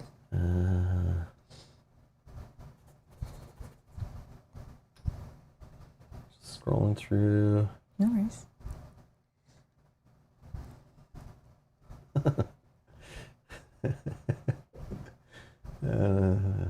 While you're looking, Yogi has a question for me and says, "Have you tried Etherfield's Mel?" No, we don't have that game. No, we passed on it. Yeah, we passed on. I think we had originally backed it and then changed our mind. We late pledged on it because there was a chance to pledge on it, which I did, and then some comments came out after people started playing it who got it early and stuff, and I started researching it more, and there was a lot of red flags that started to pop up. Yeah. And then I started digging in a little deeper, and then I canceled my late pledge and got my refund on it, and thought, I'm not supporting this kind of practices of just churning out unfinished garbage. That happens in video gaming now. It's like a normal thing of releasing unfinished games with little thought put into them and just worried about how the game looks or whether the checkboxes have been done on the feature sheet to sell you the game. But I can't support that in board gaming where it's like, you know, we promised this many scenarios and this many minis and this art. But like when you don't play test your game and make it readily available for players to learn and play test your rule books and make sure it's done correctly, and it feels like you just got to get it out the door to move on to the next, you know, funding project to help fund your company and pay your employees. I don't want to support that. And that's what Etherfields to me represents the problems with some of the things I was complaining about before. Yeah, big red flag there. But that's another game that was huge. Everyone was super hyped for it, super excited, and then nothing anymore, but that's the problem. You get hyped for it on the crowdfunding campaigns because when you see the pretty pictures, because you see marketing images, minis. miniature renders, the list of what is in the box, card counts, token counts, metal coins. Oh my God, value, value, value. And then they don't tell you that the guy who's working on the rule book is literally the intern. And no one's going to proofread it, and they don't care about the new player. And as long as the game comes together and it's technically they delivered on everything they said they would, that's enough for them. And they got your money already. So once they get your money and they feel like they got enough money from that, and they're worried about the next projects in the pipe, yeah, they're just dumping it. They just turn into come on, you know, with that kind of stuff. And so I can't support that. Yeah. I do think it would have been a game that I would have liked had I played it. Yeah. Based on the game itself. Yeah. And I do know that there's people that do love that game. Yeah. It looked cool. It does have its fan base for sure. Yeah, it looked cool. Yeah. There's just some things there that like I would just rather play other games because of some of the things they did. So. Yeah. Yeah. Yeah. Yeah, that's all there. But like I said, too many games, not enough time. So like all it takes is one little thing for me to go, I can't choose that game over this game to spend my money on, my time on, supporting, promoting on YouTube. Because technically if I play a game on YouTube, it's like sometimes it's free advertising for that company. So like if I don't agree with something they're doing, why do I want to promote that too, right? So it's like, if people like it, they did their research, they bought it, they found it, they played it. I'm not interrupting them by not playing it. I'm definitely not holding anyone back from enjoying that game, which is awesome. Yeah. Like you can do your own research, but personally, I have to have my own morals and my own reasons for putting my money in certain places. And that's just the way I look at it. Yeah, and Yogi does say it got shredded by some reviewers that didn't get past the first 2 hours. And that's a problem with some reviews. I understand that completely. That's a huge problem. And especially at that time, I was looking at a whole pile of games and already some bad rule books and stuff and some bad intro scenarios and things. And yeah, it's just like, I was like, I don't need one of those to stress out over. Yeah. And I don't want to figure that out. Yeah. But yeah.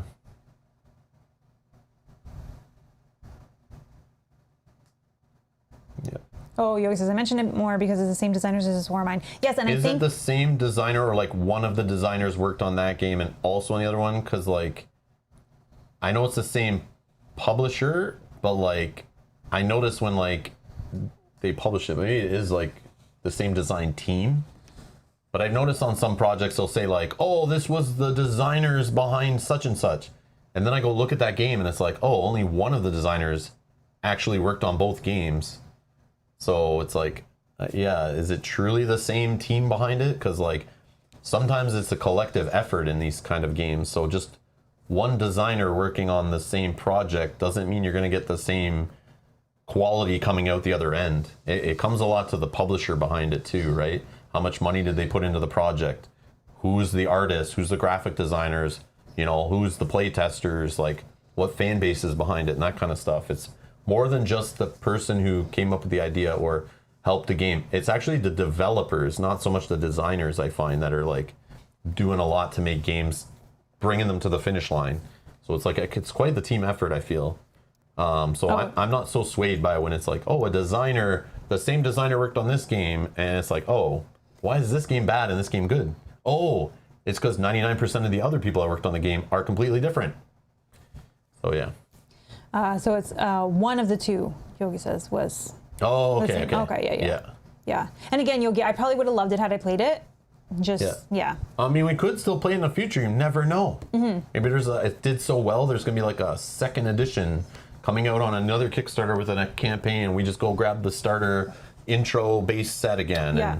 And maybe they announced like that new rule book they were coming out with, the new tutorial stuff said they were going to work on. Like maybe there's a nice package version or a retail version that comes out eventually. Yeah. And we can jump into it. But it seems super cool. But yeah, it's just at the time when I backed it, I was like, yeah, I could use this kind of game. And then I looked into it and I was like, no, I actually couldn't. Yeah. And so I just put my money elsewhere.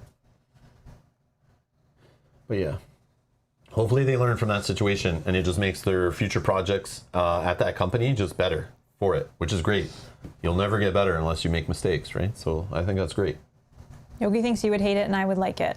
Yep, that's fair. Perfect.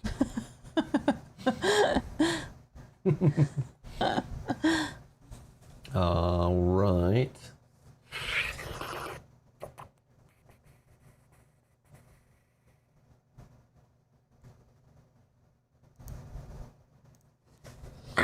Selt with the hot questions here. Regarding streaming, it must be nice to switch off once you're finished rather than spending a week editing. Yeah, I still do some projects where I edit. I haven't done any in a bit, but there are some where like I spend time editing.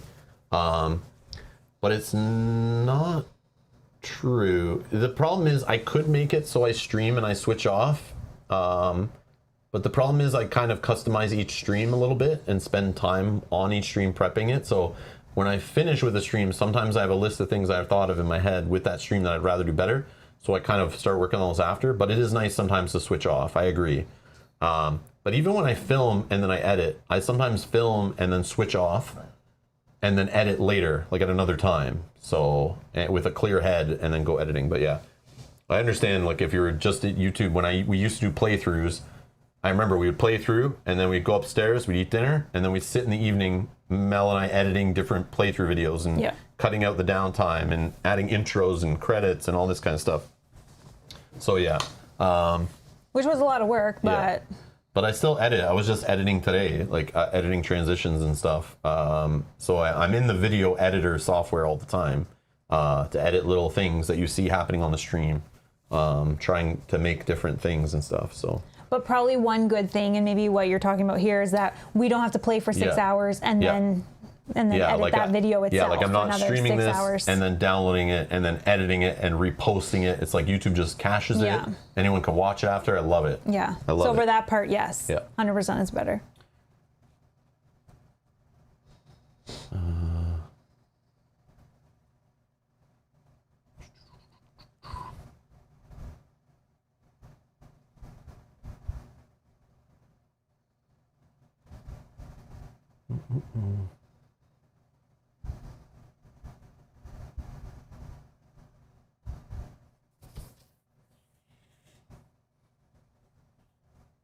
Sorry, just looking through for any questions that I missed before we sign off.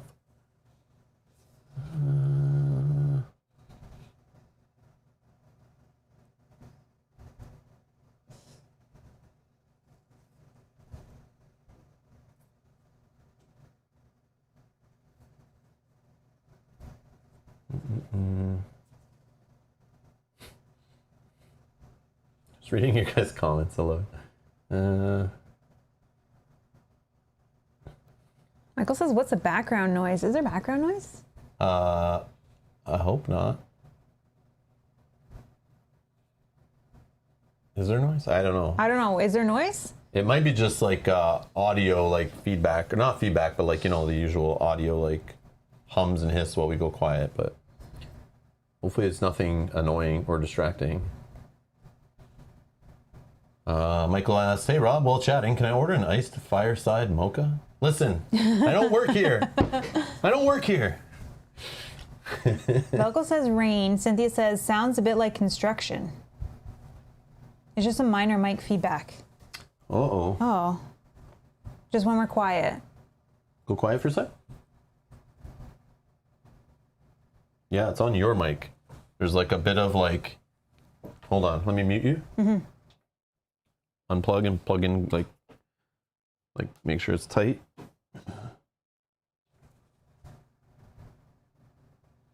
Yeah, I don't know. Is that better? It's on your mic a little bit. I see it.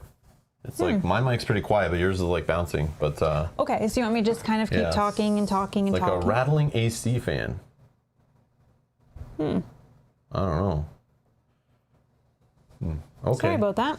I'll look at it after. Well, I guess not after we're going out, but I'll look at it before the next stream. One. Yeah. Yeah. Get some headphones on and figure it out. But sorry about that.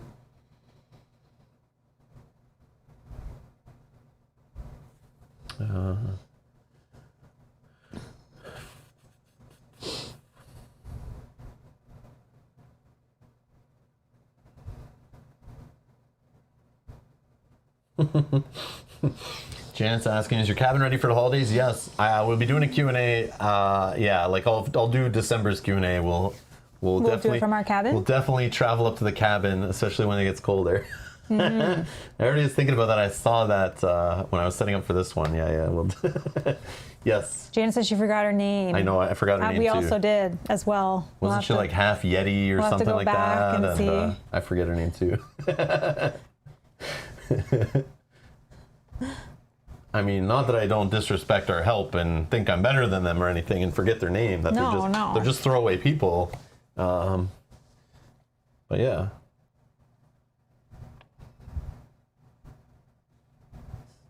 That's funny.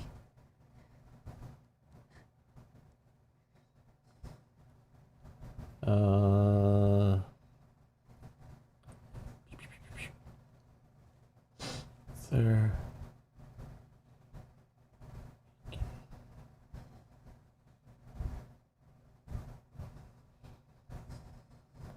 Orbit's asking, are there any game or games that you only play outside the channel as a keep to yourself only sort of thing?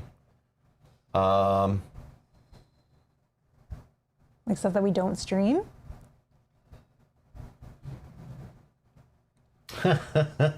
Kanji with the donation. Thank you for the support. You two are still my top YouTube channel of choice. Thank you for all you do. Thank you for all you do. Thank you for the support. Sweet. Thank you so much. I definitely want to know when we're not in that top, though. You can let us know. I'm be honest. When we drop down? Yeah. When we drop down, I want to know what we can do to get back up there. So you let us know. Yeah. We appreciate feedback. And for all of you that are watching when we're not in the top, let us know what we can do to improve your experience. Yes. Like keep my thoughts to myself, those kind of things. Yeah. I bet you it's. If I don't have anything nice to say, don't say anything at all. I need to do that more, I know. That's funny.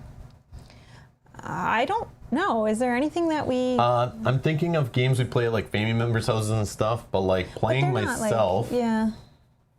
What's happened though, as we more and more play games on stream, and I have those to look forward to almost like, feels like every day, sometimes 2 streams a day and stuff, it's like, I only play games when I'm not at home. I'll play games to either learn them, but then they get on the stream, so that doesn't fit.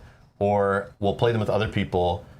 Like games that used to be in that category was Lord of the Rings: The Living Card Game. That was a game for myself. Yeah. To dive into deep and not have to worry about filming it and being a know-it-all of it and just having fun playing it without cameras rolling and have fun. Not that I have fun. I have fun when cameras are rolling, but you know what I mean? Like not stressing about a live stream being on or editing it or, not saying bad words or something, Yeah. Like I can tell Mel how I really feel. I'm just kidding. The other one we used to play, like Pandemic Legacy, the original one. Oh, yeah. And Pandemic Legacy Season 2. Yeah, both of those. We bought, and when we were playing online, we were playing on the stream, all this stuff, but we chose to buy those and play them with friends, not on stream, at their locations, without cameras and stuff. Just to have like a game to play and escape and not have to stream it and stuff. Oh, the other thing I'm thinking of is we played with Chelsea the like unlocked, like the we play those kind of games, the unlock exit room kind of games, and we played those. There's a whole bunch of other ones. Yeah, we play those off stream with our daughter or family members that we don't stream. There's other games that we play at like family functions that are lighter games that we don't play on stream, or I've never made streams of or videos of or anything. Because most of the time we play games that are like lighter or fun like that. Some people will watch, but it's just like doesn't seem like it's for our audience. So some games that I'll just play with other non-gamers or lighter gamers, I don't feel like spending the whole effort to like make a stream for them. But I want to get back to having a stream like where we used to have Throwback Thursdays. Oh yeah, that was fun. I want to get back to that where I just create a kind of a generic stream setup for that, so I don't have to like put it on myself to like, I gotta make it look like it matches the game, where I just make it generic so we can kind of just stream these games and, you know, just have some fun playing some of our casual-ish games on stream. And people, they can just avoid those who are like not interested and are only looking for the higher epic level. Yeah, these are the more fun. Yeah. And we played them on like a Thursday night when we're kind of tired and and shut down a bit. That's a good question.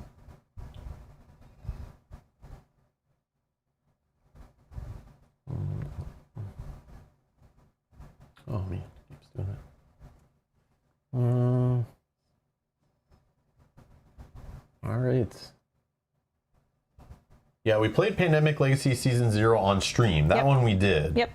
But we never went back and replayed Season 1 or 2 on stream or anything. We talked about possibly doing it, but again, too many games, not enough time. I don't know if there'd be the audience for it and that kind of stuff. So I do want to. I wouldn't remember a lot about it. No, definitely. Like some things, but not. But yeah, it was a great experience. Like playing that with our group, it was so fun, and like it was our first like real like of the official Legacy games and stuff. It was so fun. Yeah, I remember them like ripping up cards and stuff. Yeah. Yeah. The Season 0 was amazing. That game was awesome. Yeah, that was very fun. All right. I think also at the time we weren't playing anything with spoilers on stream. Yeah. Well, we always played things with spoilers, but it was like I tried to avoid it. Yeah, with Season 0, it was like I felt that was so spoilery. No one would ever watch us play through that. Yeah, but I'm saying when we played Season 1, like the very, very first one, that's why we did it off stream at their house, right? Because we were thinking about spoilers at the same time. I think. So Juan says, got the Great Wall this week. It's an amazing Euro. Many different elements. Strong player interaction, for example. Oh, I've never heard of this. Let me look this up. Great Wall. Let's see, what can I find here?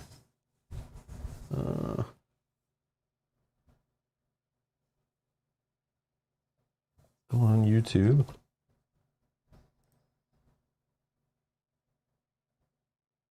Let's see. Where is it? Great Wall playthrough? Let me see. Let me see. Where are these guys? Look at all these channels. Oh. Wait, who are these? Hey. Who are these jackasses here in this? They look familiar. I've seen those guys before. Let me check. Let me check. Okay. I just got to get through these stupid hats. God damn. Oh man. That's a long one. Yeah, like of course. This looks like to be a 4-player playthrough of the Great Wall. The Great Wall is semi-cooperative worker placement board game published by Awaken Realms. We are playing the Kickstarter prototype copy. Look at this epic video description. Well done, Rob. Yeah, who are these guys? What are they playing? Yeah, they look familiar. I don't know. I've seen these guys before. But this game looks pretty cool. So Juan's telling us about it, is saying it's a heavy one, better at larger player counts, but with a good solo mode. Oh, okay. So I should play it at 4-player, you're saying? That would be cool to do. Yeah, it definitely looks cool. I definitely should try it.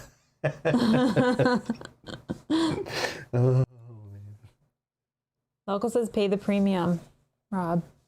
We talk about it. What? Pay the premium for YouTube so you don't have to I'm get just the not ads. signed in on there. But no, I never paid for YouTube Premium. Yeah, I should. But I debate it all the time. I But know. I'm not signed in on that browser. So even if I paid for YouTube Premium, I'm not logged in on there.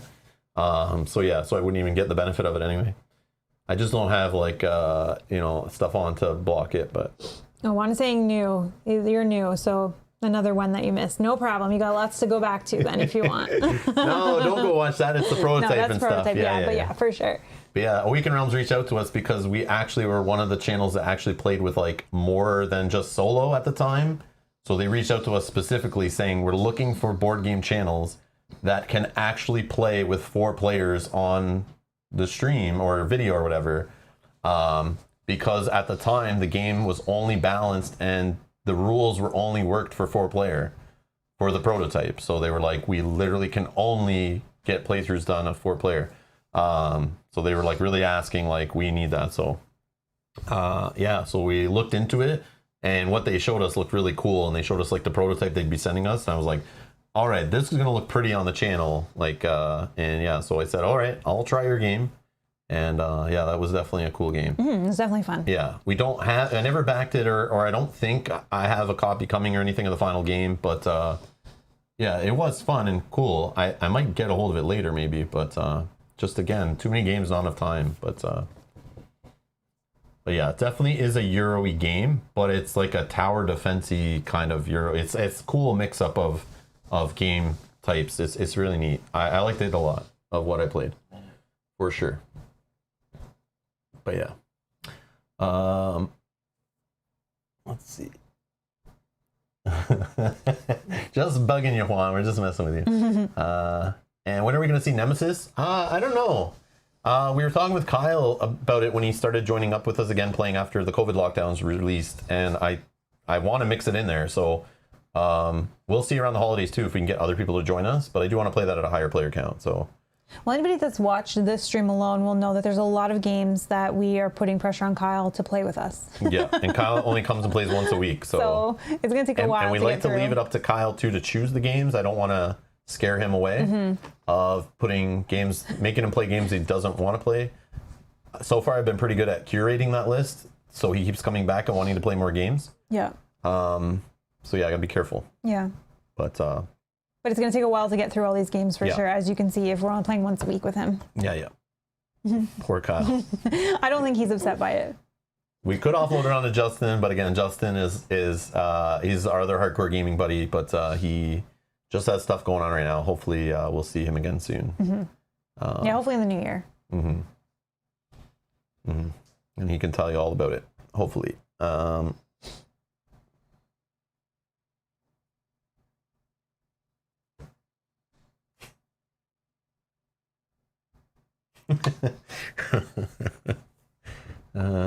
right. Let me see here. All right. Kyle gets scared. No, that's not what I mean. But yeah. Okay, one last question from Velko. I like this one. I don't know what I'd answer to it though. But Velko asks, which game defeated you? Either too complex or difficult, if any. I feel like there's not anything, right? Because we just work till we have it. Yeah. Yep. Yeah. Now, games like I talked about before that would come close. And if I didn't like challenges, Mage Knight, that rule book literally, like even the walkthrough, like just reading that rule book, it just was like, I can see why this game, I would never recommend it to like newer gamers. Of course, it's not meant for them. But that rule book almost defeated me. It did defeat me at one point where I was going through it, learning the game, and I was like, this is not what I want to be doing right now. I'm putting this on the shelf again. I don't care. It's not worth it. And then later I kind of pushed myself again. I found some awesome videos, which I mentioned in those playthroughs. I linked them in those videos that helped me get over that hump. And you can go check those out. But that little package, that box, Ultimate Edition or whatever it's called, that is not doing anyone justice. That yeah, they needed to like rework that whole rule book and intro to the game system. That should be included in an Ultimate Edition, in my opinion. Not just packaging all 3 expansions or 2 expansions or whatever in one box. That's not an Ultimate Edition. They should have done better with how to play on that. But hopefully there's, with those videos that are out there now and the fan base behind it and stuff, helping people get into that game. But that almost defeated me. War of the Ring, that defeated me many times over many years. I cracked that rule book out. I started to read it, tried to learn it, and just put the game away to literally where it was like, it took almost 8 years to play that game after buying it, because I literally pulled it out like once every couple of years and was like, nope, this rule book's horrible. This game, for some reason, they made this game way harder to learn than it needs to be. And it's sad. Eventually worked through it, got it to the table, but I'm not going to lie to you, both those games, right now, the reason why I haven't played them again is because every week that passes, every month that passes, that I play other games and read other rule books and learn other games, it's hard to go back to games that just have horrible rule books and are hard to get back into. It's like the barrier of entry is huge with those games, and that hurts its chances of getting back on the channel when I have newer games coming out with learn to play guides and rules references and, tutorials and tutorials and things like that. They're just better tutorial scenarios and stuff. So that's why I keep talking about Gloomhaven Jaws of the Lion, because Gloomhaven's a beast to get into, but the fact that there's now Jaws of the Lion as an answer to just play through 5 scenarios and get back into the system, it's just a great way for players to get into it. I'm promoting that and I love it because I hope more games do it, and more of these heavy games, it becomes a standard. And if the hardcore players can skip them, which is cool, you can skip it if you want. But I think games need to start respecting people's time more and getting their game off the shelf. They're too focused on just selling the game and wiping their hands clean and moving on.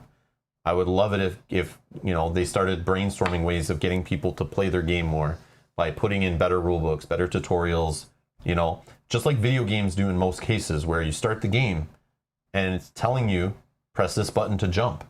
And the first little area is just about teaching you jumping. And then the next area is teaching you about,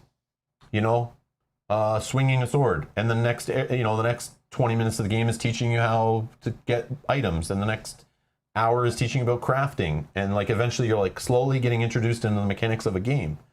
I wish board gaming, the very complex games, Euros included, all these games, I wish they took more time into doing that with their players, and finding out a solution, because that's what defeats me, is looking on my shelf and seeing Mage Knight, for example, and going, I would love to play that right now, but I don't want to spend the hours watching videos, reading the rule book, getting it out, figuring it out, because I didn't keep it on the table. And it's like a lifestyle game. You got to keep at it, or just be okay with spending the time to do it. Well, I could spend that time learning a different game and actually getting the game to the table quicker. I'm going to choose the quicker game, and that's what most people do with their collection, right? It's like some of these games you play, but it's like, if you don't keep them on your table all the time and keep at them like every week or every month or whatever, they get put on the shelf and collect dust. And those defeat me, but they didn't defeat me in their gameplay and their difficulty, that's for sure. Well, I think the question, if it was just worded, what games intimidate you?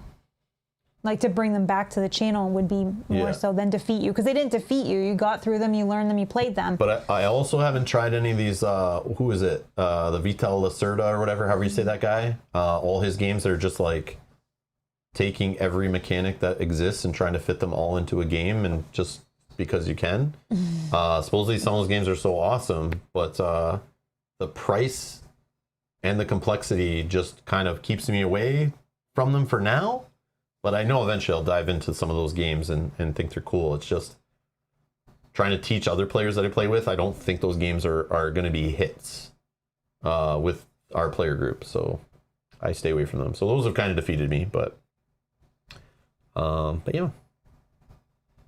But no game was like so complex that I can think of. No, there's none that we read through and we're like, nope, we're not playing this. It's too hard. Because like the games themselves, I don't feel are complex.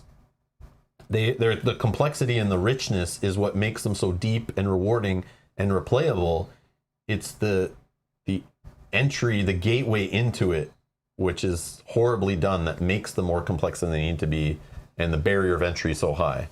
So that's it. But difficult, I don't know.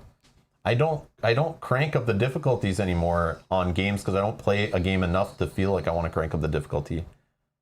But I do love solving games, love solving puzzles, but I don't think there's a game now that I spend so much time with that I'm like, I need to crank the difficulty to keep me playing it. I just put it away and play a different game. Like we're spoiled and we can do that. So yeah. But I know some people love getting a game and focusing on the game for a long time and trying to beat it at its highest difficulty and solve it. Yeah, But or people with smaller collections, right? yeah, oh yeah, smaller collection, more time, or just more interest to do that. Yeah. And that's the way I used to treat video games. I used to play and play and play them until I just mastered them, and I could kill them with kill the games with my eyes closed, just like destroy them. But then, or crank the difficulty and try it again. But then, it's just like I'd rather the discoverability of the hobby and trying a new experience, trying another game. It's just like I feel that this time's too short, and there's too many great games to spend so much time on a single game. In my opinion, for me.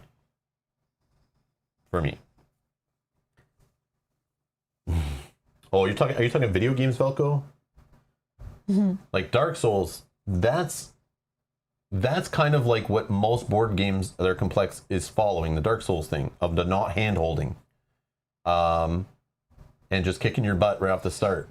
But that's not how board gaming should be. So yeah. Yogi's asking, are you going to stream Elden Ring? I'm going to buy Elden Ring. I won't stream it probably. But Is that a video game? Yeah, it's like Dark Souls 3 version 2. But yeah. You wouldn't stream it because it's not video game related, or just because you want to enjoy it? I wouldn't stream it because it's like not really connected to video gaming or board gaming really at all. But I will spend hundreds of hours playing it probably. So yeah, there won't be as many live streams when that game releases. I'm sorry, guys. I know I should have ended the stream already. But no, you have to answer Michael's question. Yeah. But yes, I'm super excited for Elden Ring because I love Dark Souls. It looks like it's just open world-ish Dark Souls. And it's got George R.R. Martin helped with the story on it. Oh, that's awesome. Which is cool. So I love Game of Thrones, although there's really nothing related to Game of Thrones in it. But I've always loved the fantasy realms that From Software comes up with. So yeah, I'm excited for Elden Ring. But I haven't played enough Dark Souls 3 to really justify playing Elden Ring. But I think I'll just forget about Dark Souls 3 and just dive into Elden Ring. Assuming at that time I'm not totally overwhelmed with other things I'm doing. But I might also wait and not play it right away. Because with video games, if you just wait 1 month, the game drops half price. So I might as well just wait a month to play it. But I also want to make sure I'm playing it when the online community is very vibrant. Because I love invading people's games and having people invade my games. And the PvP in Dark Souls is one of my favorite things. I love being a troll. I love that I can just go in someone's game they're trying to play their game and beat their game, and I can just come in before they're about to fight a boss and they spent hours getting there, and I can just join in their game, stab them, steal some stuff, and leave.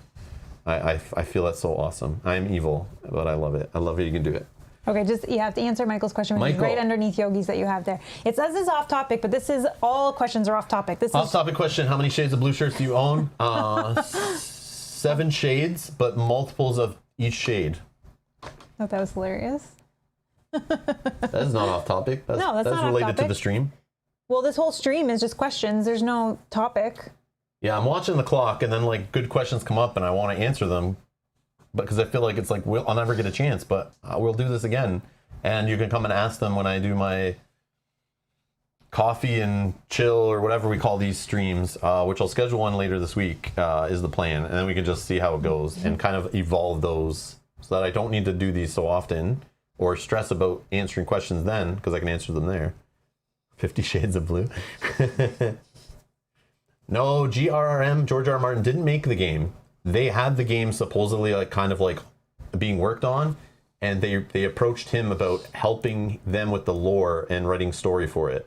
So he supposedly worked with them and wrote some kind of story world lore for them and gave it to them, and they've adapted it into their Dark Souls kind of game engine, sort of. So supposedly some of the stuff in the game is from his mind, some of it is from Software. it's not like he sat down with them while they were working on it and kind of like is making, he just literally like, they were like, here's what we kind of want to make, and we need a story, and he kind of wrote a kind of story and threw it at them, is my understanding. So it's not like they're throwing his name all over it, but I feel like he's like has no clue what they're actually making, is what I get, because the guy's busy as hell. Like obviously he's not caring about a video game.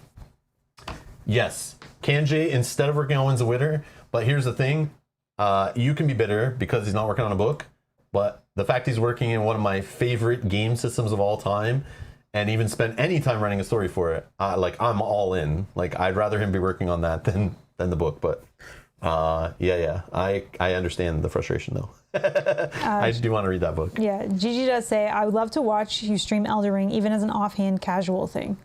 I know there would be people that would want to watch you do it, but... And here's the thing, like I know a lot of people do that, where they just make an other channel. And this happens all the time, where it's like, here's my primary channel, and here's my other channel.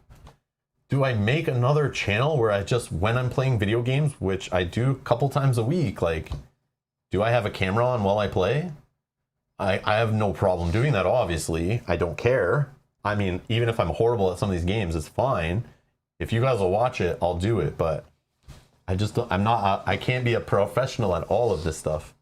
But it is sometimes just an escape too, right? So it's nice to just escape a little bit and not have to worry, is the stream up? Is the stream up? Is the stream up? What's that error? What's that error? Yeah, that's true. That's true. It's like if a game crashes, I don't have to stress. But when I'm streaming a video game, like a digital game, and I have this fear that it's just going to crash and not work during a stream, that stresses me out. But if I'm not streaming and that happens, I don't care. It's all good. Yeah, there's these little things like that, these small things that it's like, there is an advantage to not streaming doing it. Yeah, and Brian says you could have a Rob's Fun channel where you can do things that you love and just hang out with chat. Yeah. Yeah, and then the people, like you would have the people that follow you there, but it's up to you. And if that then takes you out of feeling like you're winding down, you know, it would be fun, and it just, whenever I want to do it, so there's no time pressure to it at all, no consistency. There's no schedule, don't care. You just kind of go live when you're playing, yeah. Which the one that did it, that inspired me to possibly do that, was when Rodney Smith did it from Watch It Played. And when Board Game Geek like was buying his channel, he just started doing his own side thing where he's just like literally filming, like, I'm feeding birds. Here's what I do on my spare time, and here's some behind the scenes and stuff like that. Like a channel where that stuff can go, and if people care to go that far, you know, but it doesn't scare people away from the other content, right? Because whenever you start switching up content, there's always people that will say, he's not doing what I came here for, I'm out, you know, and I don't want to scare people away and fill their feeds up with things they're not interested in.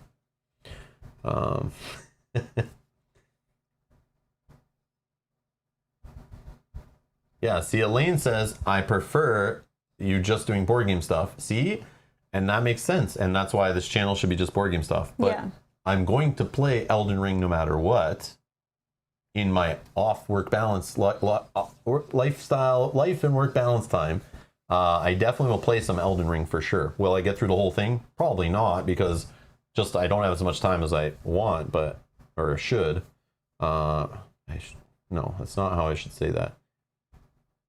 I don't have as much time as I would love, but I love that I don't have as much time. Is kind of how it is. Like when I was working in my other jobs, it's like, man, I wish I could just play games all day, but now I'm doing that, and it's like, I'd rather sometimes play board games than video games. So it's weird how video gaming or board gaming is taken away from my original hobby of video gaming, but it's hard to have two of those together. But yeah, I'll play Elden Ring, but like, yeah, I could just stream it on a channel, but I don't think like a new channel coming out of nowhere just playing video games is like, it's such a crowded space that I feel like there would not be many people. But I mean, if I'm playing it anyway, I could guess try if you're letting people know in streams that you're doing it. Yeah. But I mean, it would be up to you. Yeah, Dan's talking about it. Dan's saying, I loved his vlogs, about Rodney's vlogs, right? Sadly, he hasn't done one in over 2 years now. Oh, really? I haven't realized that it's been that long.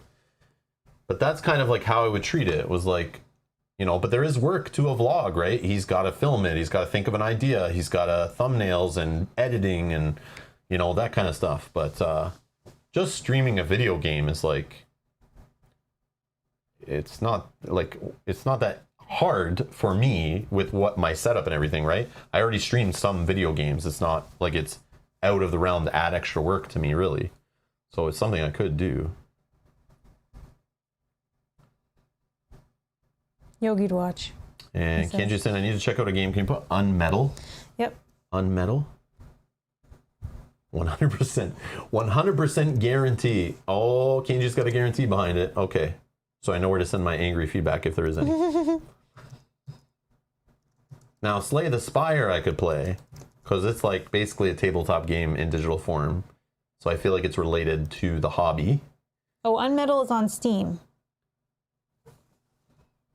2D stealth action adventure that plays homage to the classics with a healthy dose of humor and satire. You play as Jesse Fox, who is definitely not an elite commando, under arrest for a crime he didn't commit, and must escape a covert military base using his wits and fists. Get the... It's like... Okay, it looks awesome. Looks like nostalgic for sure. Yeah, it looks awesome. You know what it reminds me of? A game my daughter used to play. What's that one? The Escaping from Jail one. Oh, I don't remember the name of that, but I know what you're talking about. Yeah, I was trying to teach my daughter life lessons, so I let her play a game about escaping from prison in case that ever needed to come up. What's that game called? It's like funny like this, like the top overhead view, where it's like you're just trying to escape from prison. I don't remember what it's called. I forget now. And they made a second one of it too. But yeah. Yeah, so it reminds me of that just from like the graphics and stuff. Michael says the opposite and says, I would keep it on this channel. Too much pressure running 2 channels.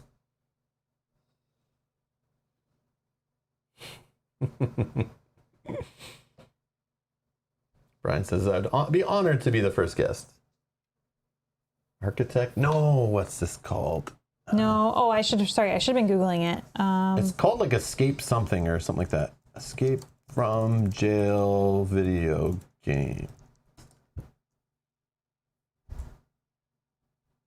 No. Nope. It's got like cute little Oh, The Escapists. Oh, yeah. The Escapists. That's it. There's like Escapist 1 and 2 for sure. But it's a pretty popular game. It's got like cutesy kind of graphics, but you're like actually like, you know, trying to escape from prison and mess with the guards and like, yeah, it's pretty cool. I used to watch my daughter play it, and it was like very entertaining. But it reminds me of if you watch videos of The Escapists, it reminds me of what I just saw in the trailer for this game, which is cool. I do see Prison Architect in this list here. That looks cool too. But yeah.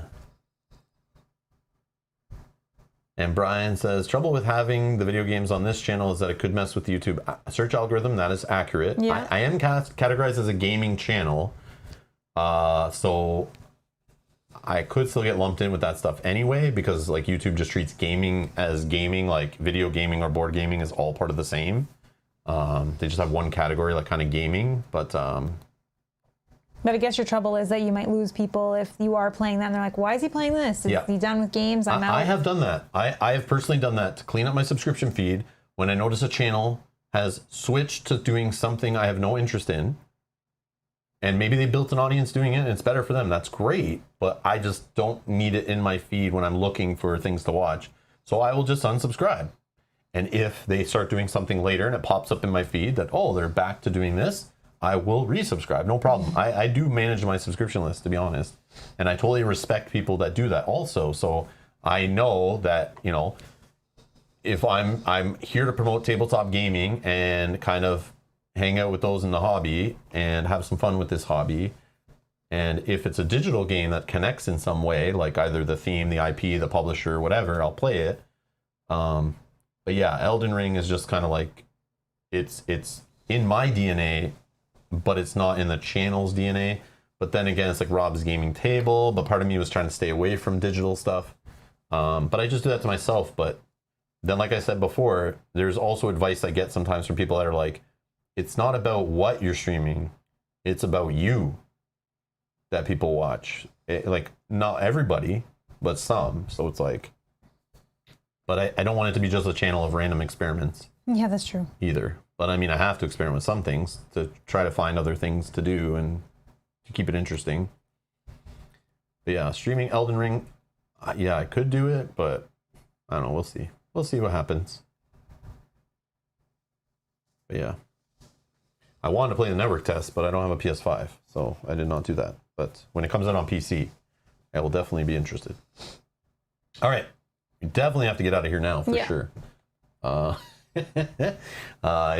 We gotta get going. Okay.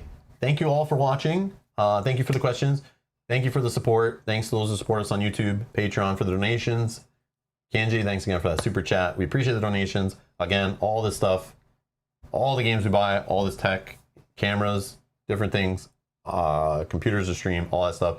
Wouldn't have been possible over the last couple of years without you guys supporting the channel, the gaming chairs we're sitting in, all that stuff. We're saving up for other things to help improve the channel. The Kickstarters we would have backed that we wouldn't have backed and that kind of thing. And we'll talk more about that in those other streams when we're looking at Kickstarters and things and kind of let you guys know, and you guys can help influence kind of like where some of that funds goes and stuff. But yeah, thank you for your donations that help me do this full time, help us play, you know, and do this kind of stuff and allow us to do it more than we could have before. So we appreciate it. And thank you for that for sure. But yeah, thanks for hanging out. I hope we answered some stuff that was interesting. And yeah, bring your questions to these kind of streams, and we'll see you in more gameplay streams, of course. And yeah, have fun. Enjoy the rest of your weekend. We'll see you in the next stream. Bye-bye. Bye.